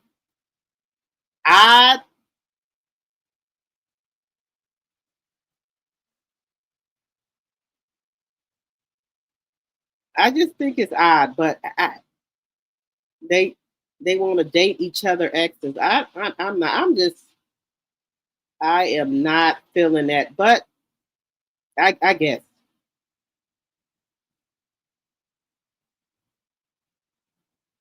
I I guess I don't know. I don't know why they would want to do that, to date each other exes. I'm just trying to figure that part out. Why? And that's some type of, what is that?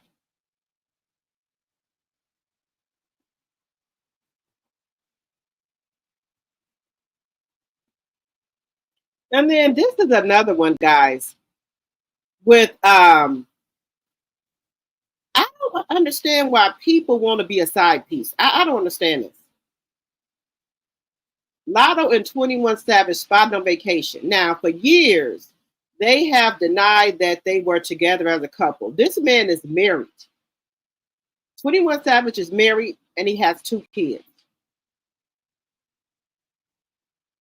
And they have been denying for years that they are together. So they've been creeping around for 5 or 6 years. She knows he's married with 2 kids. So y'all just happen to be together at the same place. Y'all say y'all don't mess with each other. And they finally got a picture of them together. Finally, after 5 or 6 years of them saying they were never together, they finally got a picture of these two. This is Lotto, and that's 21 Savage. That's bad. And his co-wife, I just go, I just go ahead and divorce him. I'll just go ahead and divorce him because he ain't gonna stop messing with Lotto. So let him and Lotto go be together. Because when you see somebody been messing with that person for a long period of time, just go and let them be together because he's gonna keep messing with her. He's gonna keep messing with her. It just is what it is. So just go on and let her be with him. Okay, guys, we're gonna move on to. Let me see what we're gonna move on to. Give me 1 second here. Let's move on to Clarissa and Papoose, guys. Y'all, Clarissa done took me out, okay? Baby, don't nobody want Papoose. Y'all go ahead on, okay?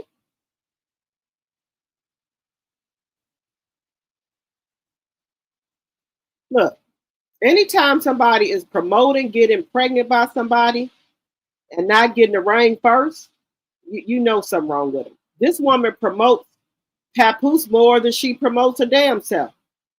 This is what she said. Y'all here for it. Clarissa Shields says she can't wait to get pregnant by Papoose. Y'all heifer's going to be so mad. I can't wait to get pregnant. Your heifer's going to be so mad. Going to be crying in the car, punching the steering wheel, crying. Who? Who gonna be punching the steering wheel, crying, girl? Who? Who the fuck you get pregnant? Why ain't you telling Papoose to get that divorce? Why ain't you telling Papoose to get that divorce?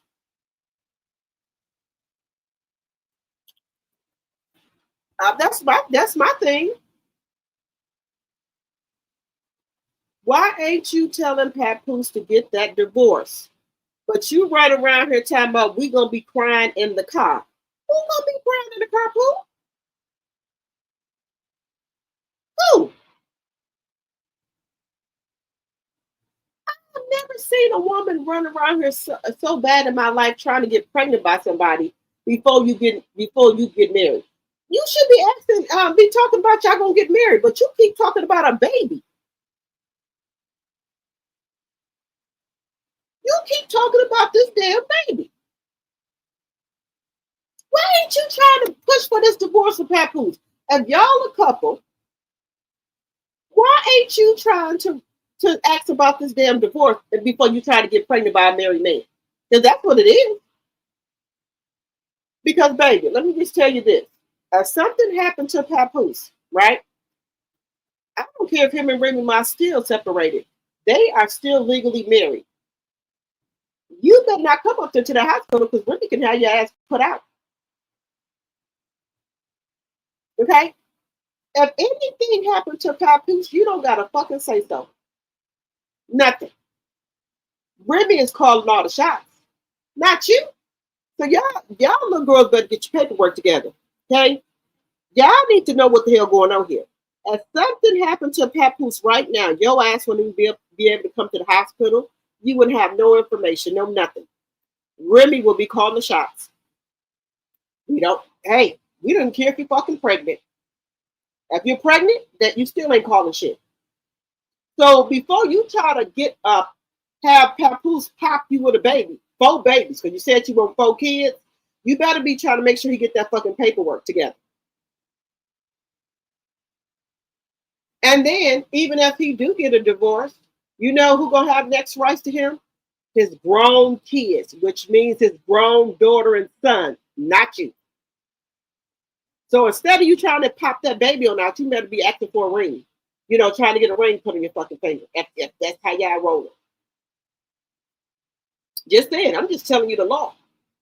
If he's not married, the next would be his kids. Even if his mama's still alive, the next would be his kids to make decisions on him. His grown kids, not you, sweetie. Let me know if y'all gonna be punching the steering wheel, crying in the car when she get pregnant. Y'all let me know. Y'all gonna be punching the steering wheel and crying in the car when she get pregnant? Y'all let me know.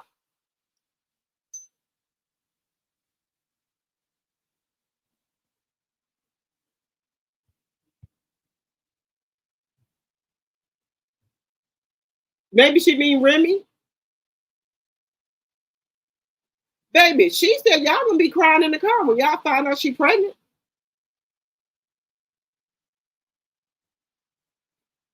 Yeah, that's what I said, Cal. Women don't care nothing about a man that's pregnant.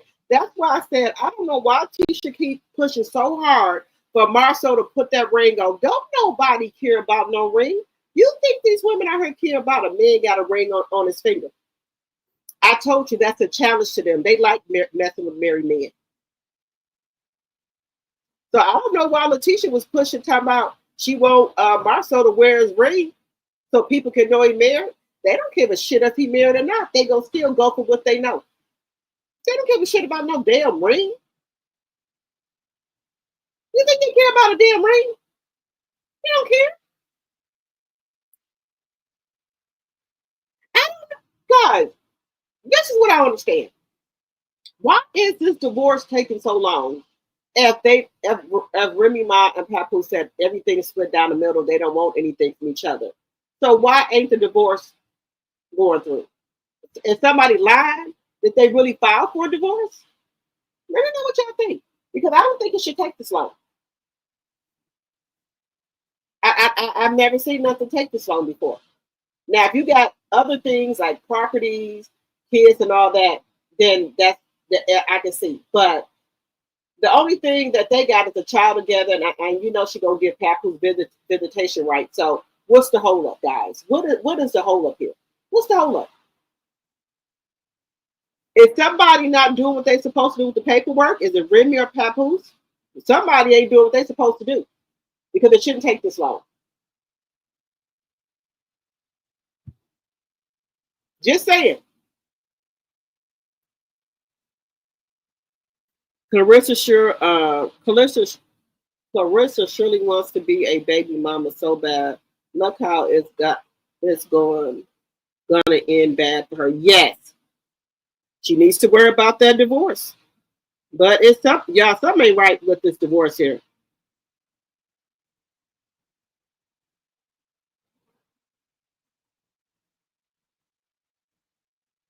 Yes, it's 2025, and these women still thinking like this. My degree is real. You right about that?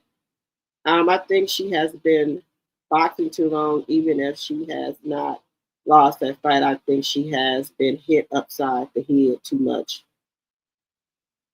We don't care if she having a baby. Why don't care if you don't have no baby, Clarissa? Because she said she wanted 4 kids, but you need to be asking Papoose about this divorce. Where y'all, where y'all at in the process? Where y'all at in the process?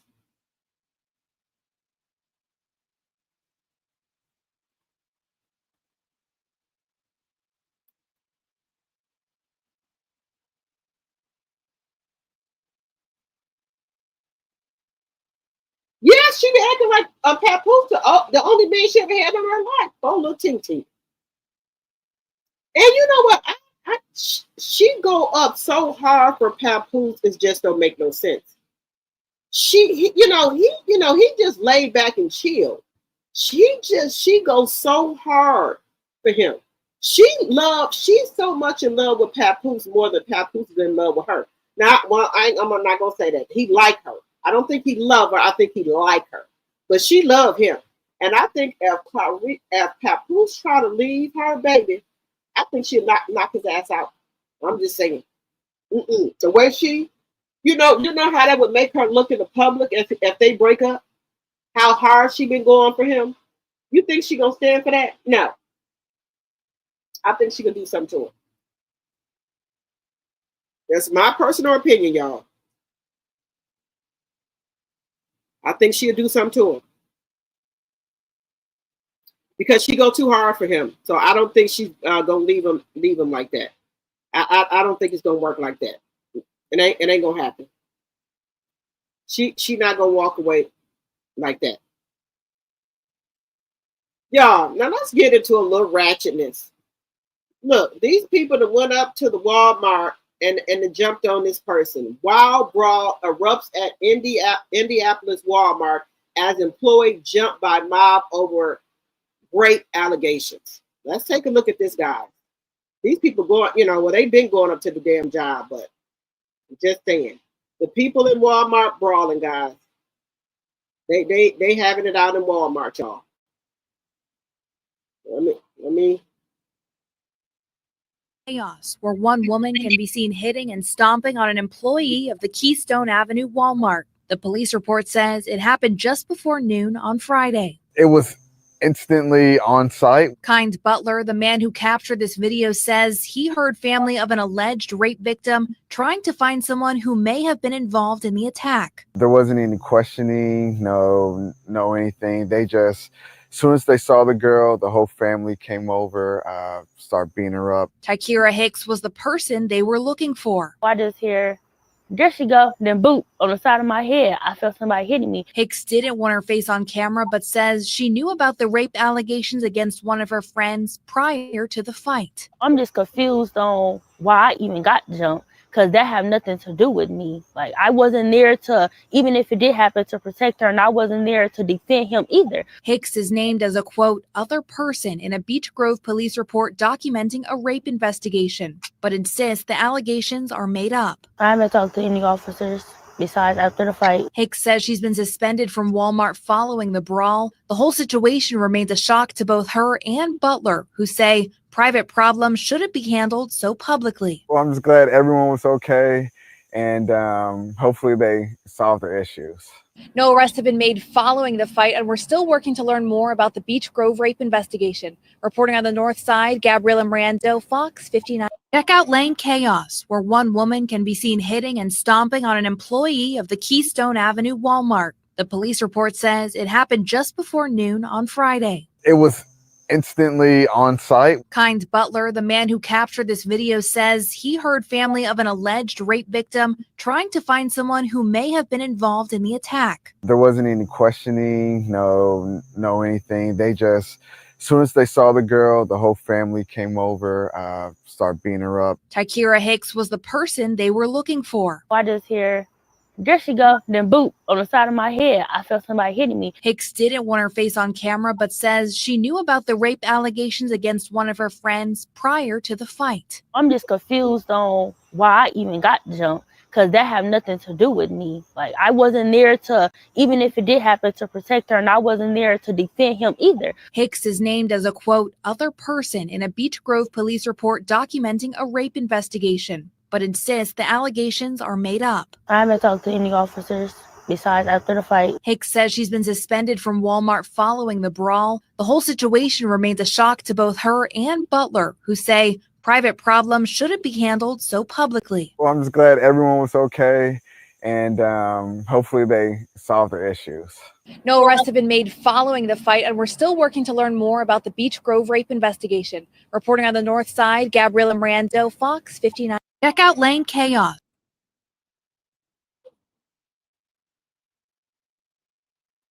Okay, guys, what do y'all think about this? Now, this young lady, what does she have to do that if somebody did great stuff, her friend or whatever, why is she getting jumped? What does she got to do with it? What they said is she didn't help or something? I don't understand that. So the whole family come up and jump on this young lady? For what? This is a child. I hope every last one of them get charged because this is a child that they jumped on.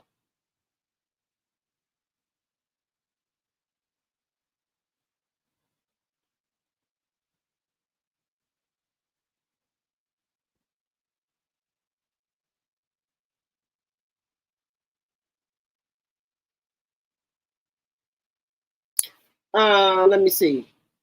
Yeah, she now Clarissa was most definitely.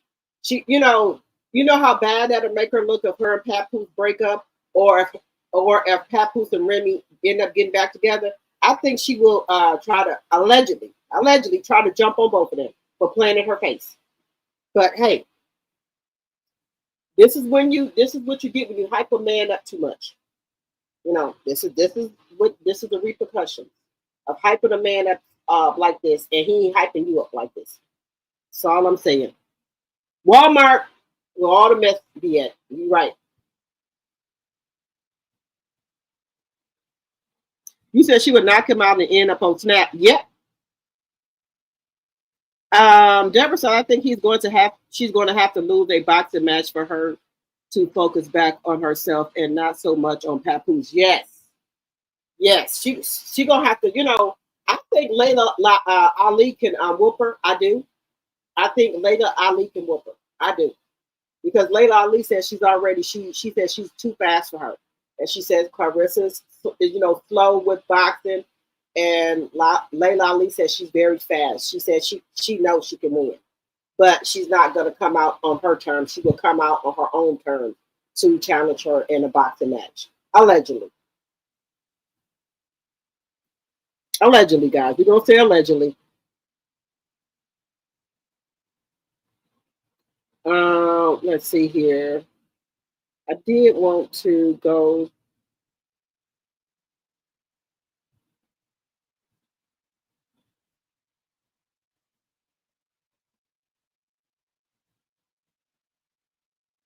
Let's go to a little Black history.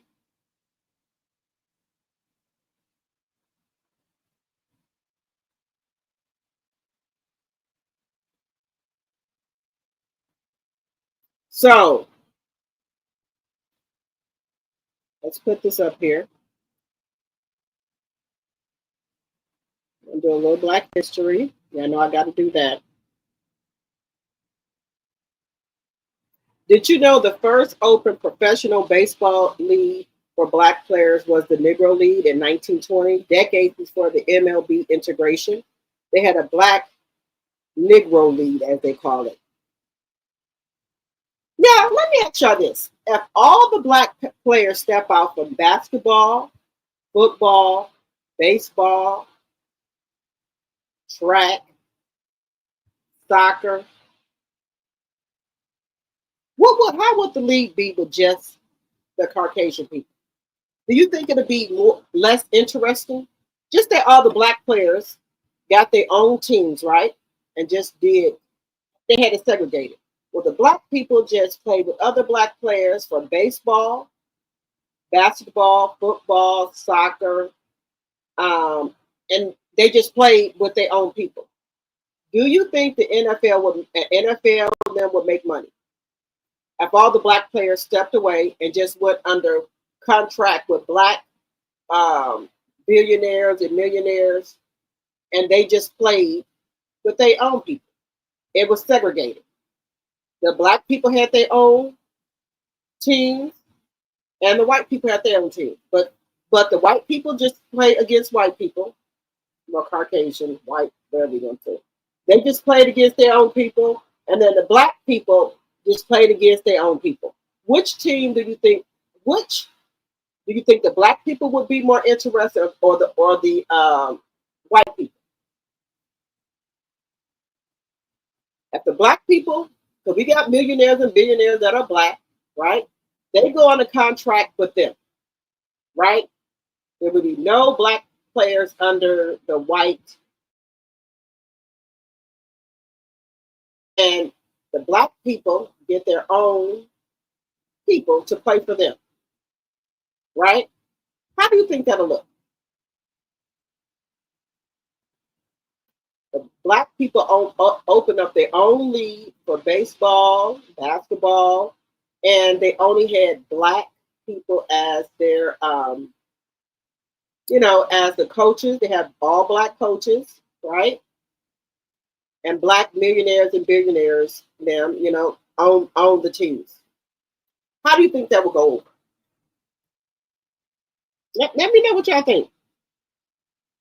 Because I do want to bring back segregation. Okay, let's do it.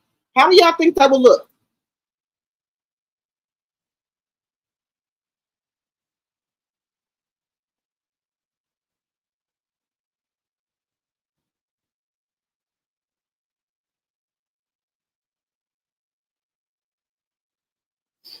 He said, why would they suspend her? She can't help that people came up on her job and jumped her. Right. They always do that.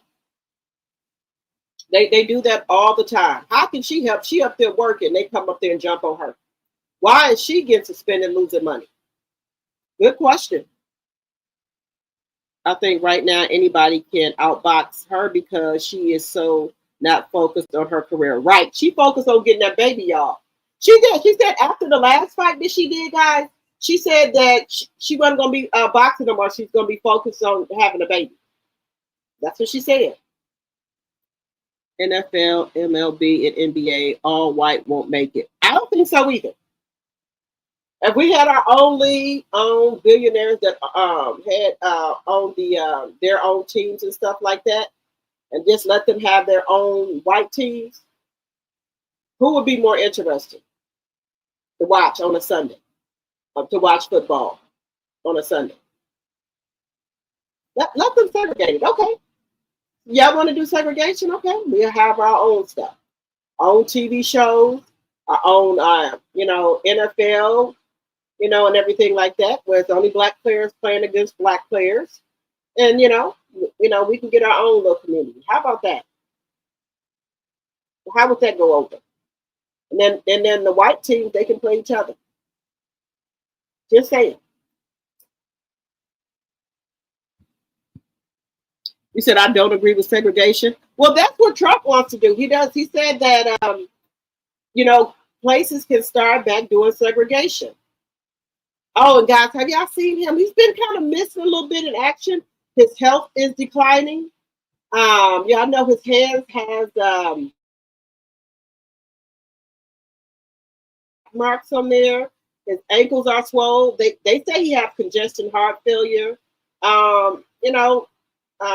47 ain't looking so good, they said his health is declining. People have said they have not seen him in a while, but I think he came out to try to do golf and he got booed so bad. The people are protesting, or what have you. But they said his health is declining.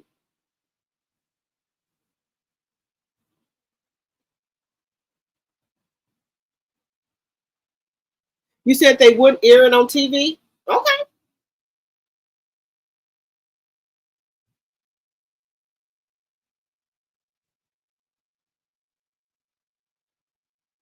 The majority of Americans, black and white, want him gone.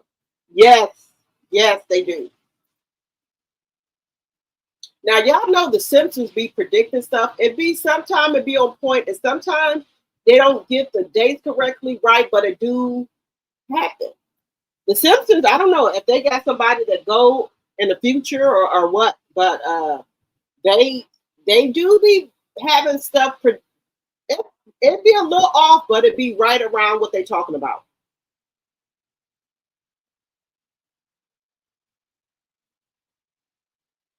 You would have white millionaires and billionaires trying to invest money into the Black League so they can make money. Clear people are not going to miss out on money. No, this is going to be only for Black people. No, we don't want no investments from y'all. Y'all do your own thing. No, they need to do their own thing. We don't want no money from them. Let them do their own thing. Let us have our own Black Wall Street. Because they have started doing some segregation where I think some people tried to go in restaurants and they were saying, they didn't want Blacks in there because, the president said that people don't have to have people in their establishment if they don't want them in there, because he was doing away with segregation, with that he didn't want it where people could not, have people in their restaurants if they don't want to.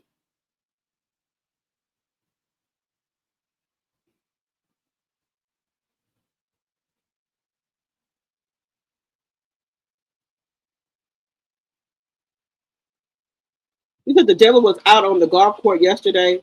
That was an old pic. Yeah, they said he's not doing well, guys. Felon 47 has bruises on both hands, and his face is swollen and dull like someone on the verge of going. Yes, he's they said they trying to hide it, but they said JD Vance is for to step in, and that's a fucking dingbat. JD Vance is a fucking dingbat with all that fucking eyeliner on. He's a dingbat. They said his health is going bad.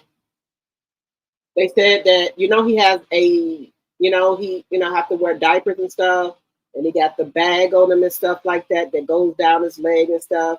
They said allegedly he got people that change him and all that, but they say he smells real bad. Allegedly. They say he don't shower and stuff. They say he smells real bad. People don't want to be by him because he smells bad. They say allegedly he don't shower and stuff like he's supposed to. And he eats a lot of unhealthy food. They say he drinks a lot of Coke, Diet Coke. They say he drinks a 12 pack of Coke a day. And he got a button, they said, on his desk for them to bring him a Coke. They said he got a Coke button on his desk he pushed the button and they know to bring him a Coca-Cola, a Diet Coca-Cola. And he eats a lot of McDonald's and pizzas and stuff like that. Allegedly.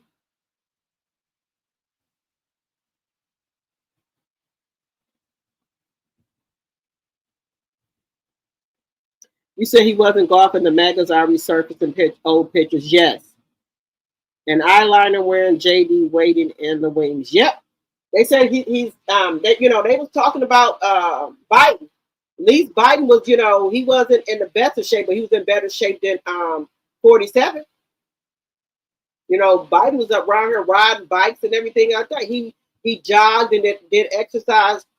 47 don't do any type of exercise. He don't stick to no diet. He just does what he want to do. And eating McDonald's food and everything every day is not healthy. He eats Big Macs every day and Diet Cokes and fries. Any McDonald's food is not healthy. And, that's not healthy for him at his age. He don't exercise or anything. He's overweight and, just saying, guys. His kidneys probably like a raisin if you don't drink water. Yes.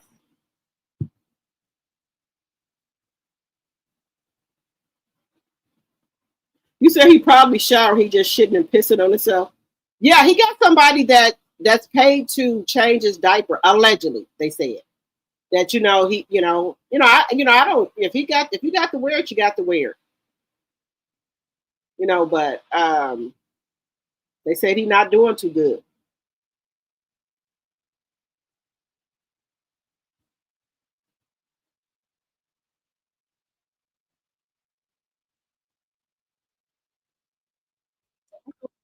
Now, did y'all know that? Now, another little Black history fact. Did y'all know that it was a Black woman that trained the Tuskegee Airmen? There was a Black woman that trained them, guys. So a little bit of Black history. A Black woman trained them.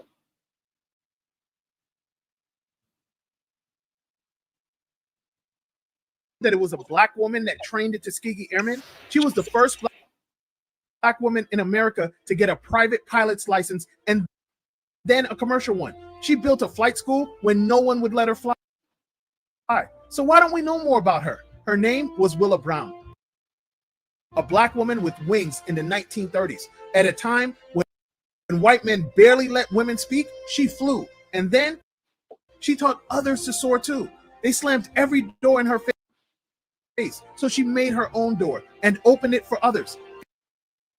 They said she couldn't serve, so she commanded. They said she'd never lead, so she led. In 1938, Willa earned her private pilot's license. In 1939, her commercial one. In 1940, she co-founded America's first Black-owned flight school. That school trained the first wave of Tuskegee Airmen. In 1941, she became the first Black woman officer in the Civil Air Patrol. Then she ran for Congress twice. But history books left her out. They didn't want a Black woman as the face of American aviation, so they buried her. But she never stopped fighting, not for herself or every young Black pilot who needed a runway. Her fingerprints are all over the Tuskegee Airmen and every Black pilot who ever flew the skies. Say her name, Willa Brown. Share her story. Did you know that it was a Black woman that trained the Tuskegee Airmen? She was the first.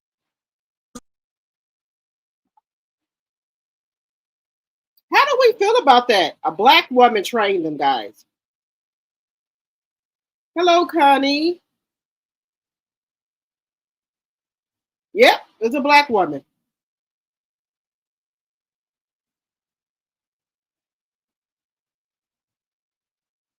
Yep, he's getting his karma for how he treated Biden.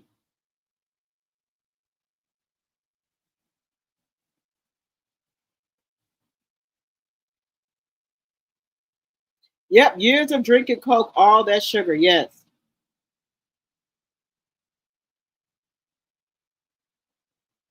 Hey, girl, hey.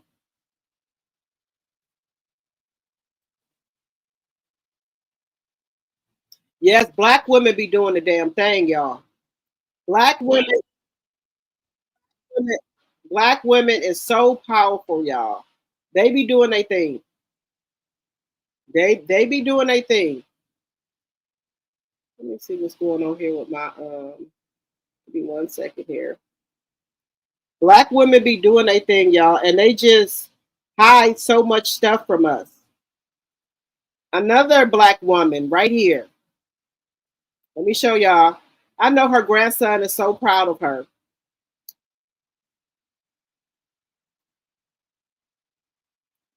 This is the grandson here. She was on Ebony. The evil of that intent. Today, we're going to tell the story of this Ebony magazine cover from 1961. For those of you who don't know, I'm an artist, but I also currently am playing for the Harlem Globetrotters. This woman is my grandmother. Well, I modeled, and then when I got married, I went into education. Yep. I put modeling aside. I had a doctor at a hospital. At some point, he said he had to schedule an appointment for me to have my ovaries removed. The evil of that intent. There's a strong lineage of efforts to sterilize Black women. That's right. So the removal of my ovaries was scheduled.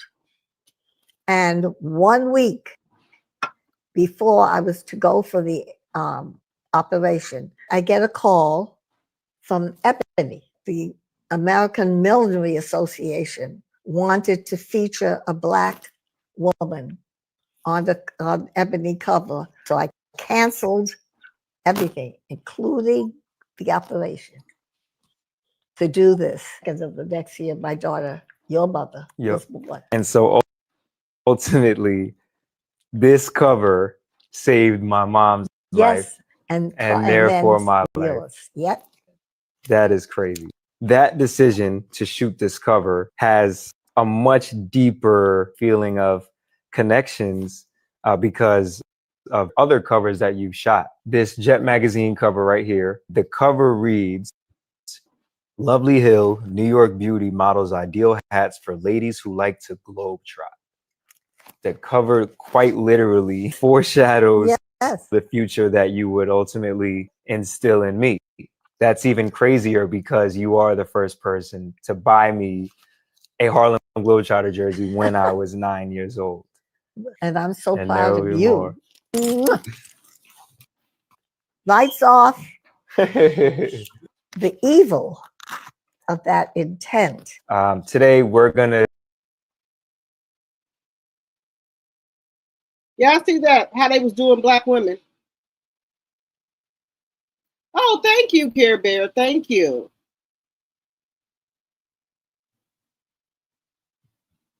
Minnie First will buy black women, yes. Yes, and just think about it. If she would have went into that doctor's appointment and had her ovaries removed, she wouldn't have had her grandson. She wouldn't have had his mother. So that Ebony photo shoot saved her life. Well, saved her from getting her ovaries removed, and she had his mother who had him. And they were just so mean to black women back then, trying to sterilize them from having kids. Hopefully, when all those clowns leave the White House, the people who were terminated, black and white, can get their jobs back with back pay for lost wages. I hope so. I really do hope so, guys, because that was bad. You know, but that's all the evil. This is all the evil. Just evil.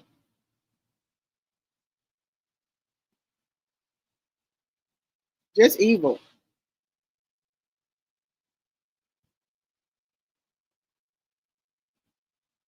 Just evil. These are just some evil people, y'all. Just evil.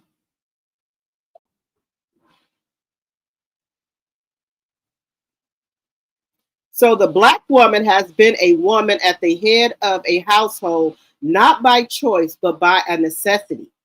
Let's get into this, guys. Baby, the black woman is on fire, baby. The black women are on fire. The black woman has been a woman at the head of a household, not by choice, but by necessity. And more often, that's right, and more often than not, she is not a strong, matriarchal, aggressive, domineering figure. She is a woman in search of a man. But this story has not been told. The prejudiced society created what we have now. So that's what we were. Okay, we have a revolution going on.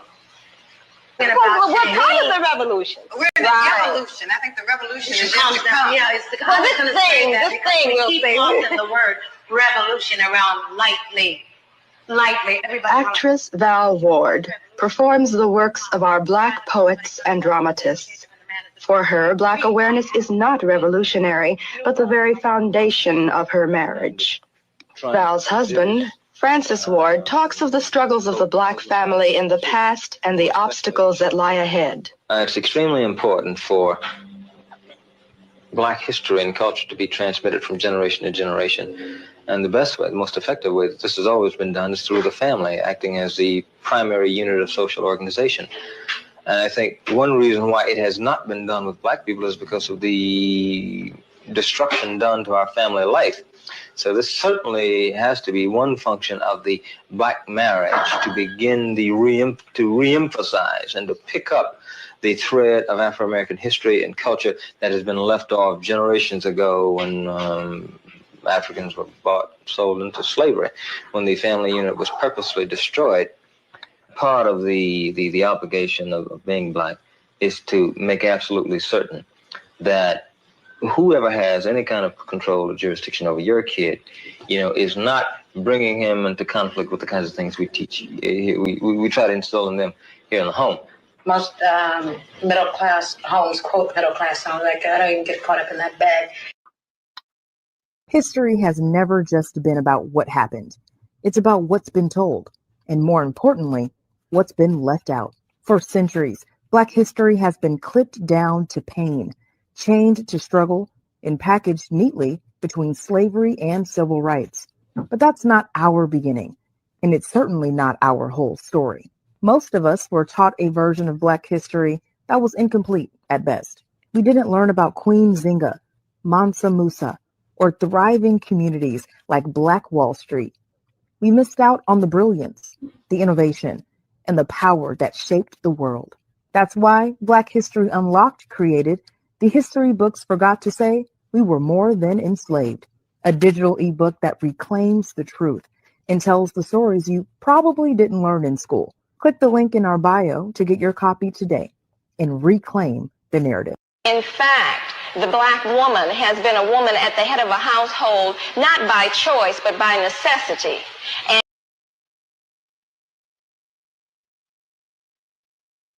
how do we feel about that? About Black women has been the head of the household, not by choice, but as a necessity. You know, back in the day when there were low-income housing and things like that, they made low-income housing to destroy the Black family. So, you know, when you had low-income housing, you couldn't have your husband or your boyfriend living with you or whatever. And that destroyed a lot of Black families because the man wanted the women and kids to have a place to stay. So they did that to destroy the, you know, Black married people so that they wouldn't have a family. And then they put this thing out here in society where they're saying, oh, the black household is destroyed because there's no father in the home. Y'all did that on purpose to make sure that there's no father in the home. Because back then, you know, a lot of Black people were living in poverty. So in order for them to get low income housing, they could not have a man living with them. So that destroyed the family bond with having a father and a mother in the home. Okay. Because a lot of people, you know, they were in poverty. Okay. And so they needed a roof over their head. So they had to just have them and their kids. They couldn't have a man in the house or else they would get kicked off their low income.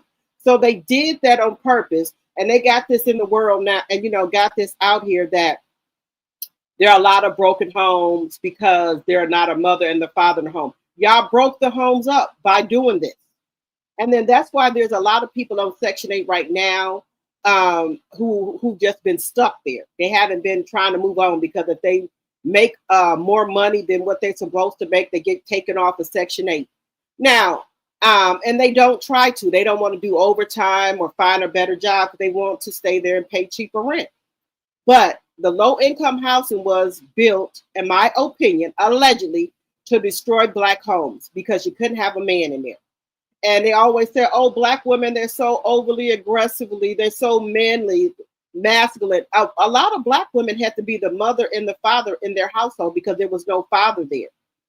And the society did that. They've been doing it ever since slavery. They rip, you know, they tear up the Black family, take their kids, take their husbands. They couldn't say if they were married in slavery. If they found out that they were married, they would sell off the wife or the husband from the plantation. They would take the kids and put them in a different plantation.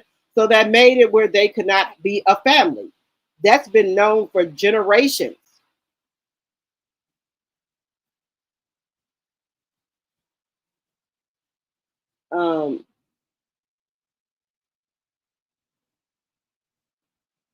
You said they don't think it's a heaven and hell. That's why they're so evil. Yet, yeah, that was the beginning of the downfall for the Black family. And Black women had to be strong.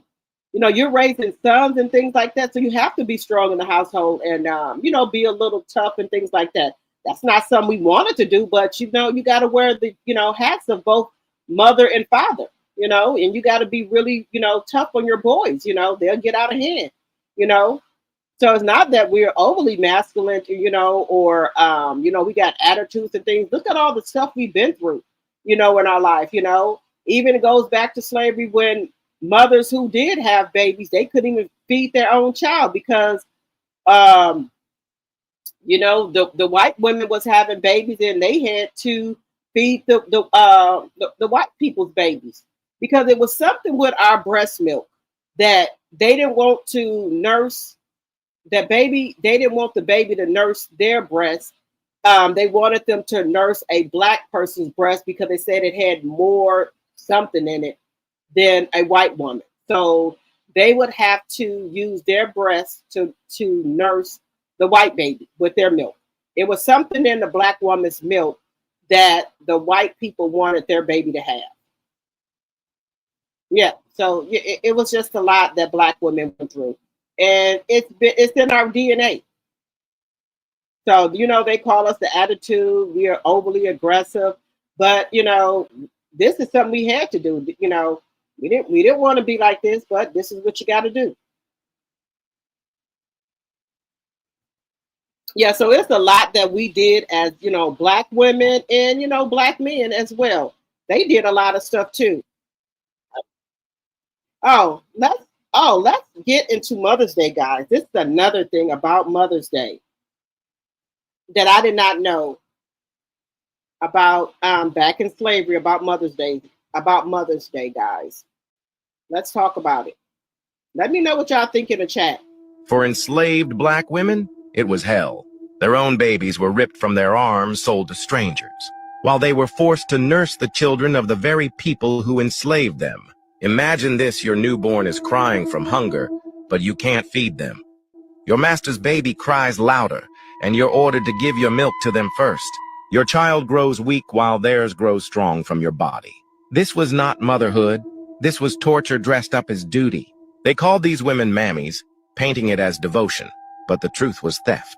Their milk, their love, their children stolen. And when their own babies grew too close, too loved, they were sold away. So the mother would have no distractions from raising someone else's child. Think about the cruelty. A mother's breasts aching with milk, her own baby screaming in hunger, while she rocks a child who will one day inherit the system that enslaves her. Her lullabies became chains. Her love was never hers to give freely. So when America celebrates Mother's Day, remember this: black women mothered a nation while being denied their own children. They were the unacknowledged mothers of America's wealth, forced to give life while theirs was stolen. Truth unshackled. Happy Mother's Day? For enslaved black women, it was hell. Their own babies were ripped from their arms, sold to strangers, while they were forced to nurse the children of the very people who enslaved them. Imagine this: your newborn is crying from hunger, but you can't feed them. Your master's baby cries louder, and you're ordered to give your milk to them first. Your child grows weak while theirs grows strong from your body. This was not motherhood. This was torture dressed up as duty. They called these women mammies, painting it as devotion, but the truth was theft. Their milk, their love, their children stolen. And when their own babies grew too close, too loved, they were sold away. So the mother would have no distractions from raising someone else's child. Think about the cruelty. A mother's breasts aching with milk, her own baby screaming in hunger, while she rocks a child who will one day inherit the system that enslaves her. Her lullabies became chains. Her love was never hers to give freely. So when America celebrates Mother's Day, remember this: black women mothered a nation while being denied their own children. They were the unacknowledged mothers of America's wealth, forced to give life while theirs was stolen. Truth unshackled. How do y'all feel about this?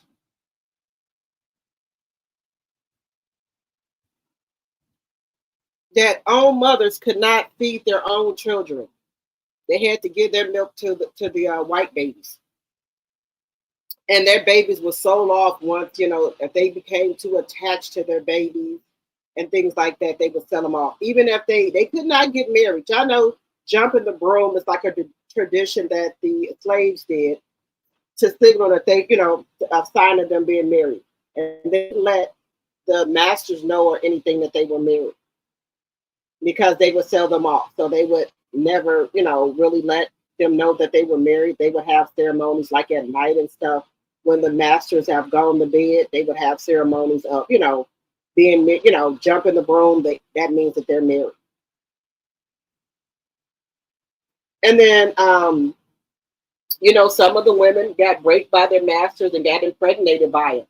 And the masters knew that those were their kids and stuff. They let them work in the big house, you know. But they knew that those were their kids, you know, the mixed ones and things like that. And the women, their wives did nothing.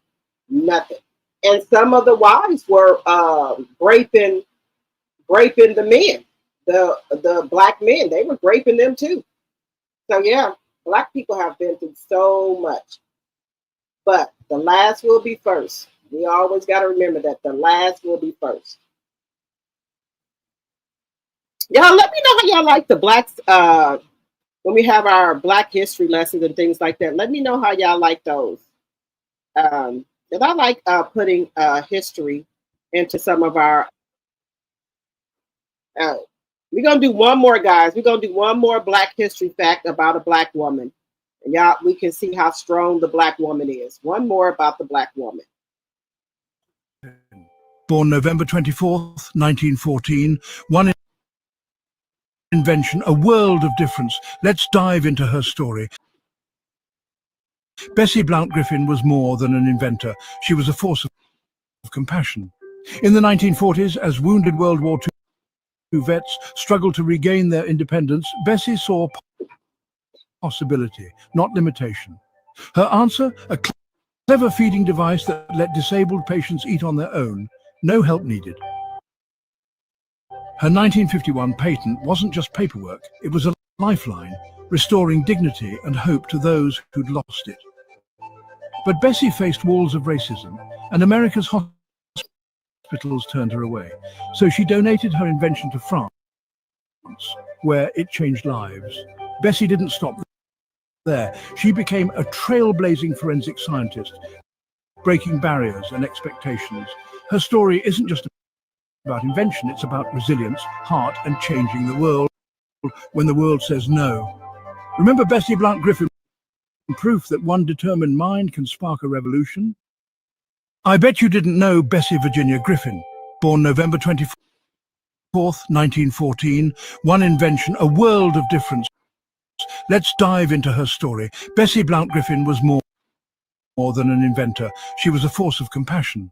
In the 1940s, as wounded World War II vets struggled to regain their independence, Bessie saw possibility, not limitation. Her answer, a clever feeding device that let disabled patients eat on their own. No help needed. Her 1951 patent wasn't just paperwork, it was a lifeline, restoring dignity and hope to those who'd lost it. But Bessie faced walls of racism, and America's hospitals turned her away. So she donated her invention to France, where it changed lives.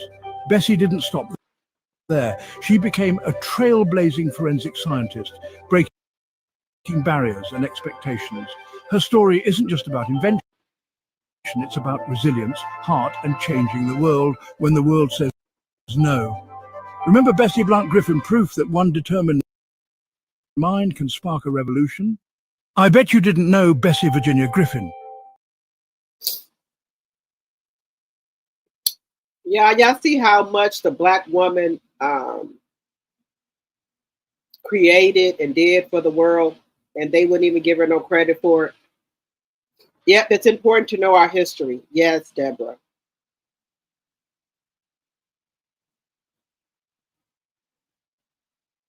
They will sell off their own mixed kids for profit. Yes. All right, guys, we've been on here for 2 hours and 35 minutes on this nice Sunday. Well, we're in the Monday now. I appreciate each and every one of you guys for staying on my live. I love talking to you guys. And if you're not a subscriber, think about becoming a subscriber. If you're not a member, think about becoming a member. That really helps support the channel. So think about becoming a member. It's $2.99, or you can also gift memberships to people, or what have you. That's in the chat for $2.99 a month. And also, guys, make sure that you're liking the video, sharing the video. Make sure you see that button that says hype. Make sure you're hyping the video up and things like that. Also, if you want to leave me any comments after we get off the live, please do so. Or if you got other things that you want me to talk about in our lives, just put it in the chat because I read all of you guys' comments.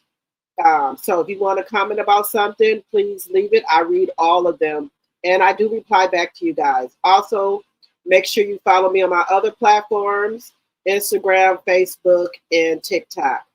All right, guys, I will talk to you guys tomorrow. Have a great holiday, and good night, everyone. And remember, watch your surroundings. All right, everyone. Good night, good night, good night. Thank you, Deborah. Good night, everyone.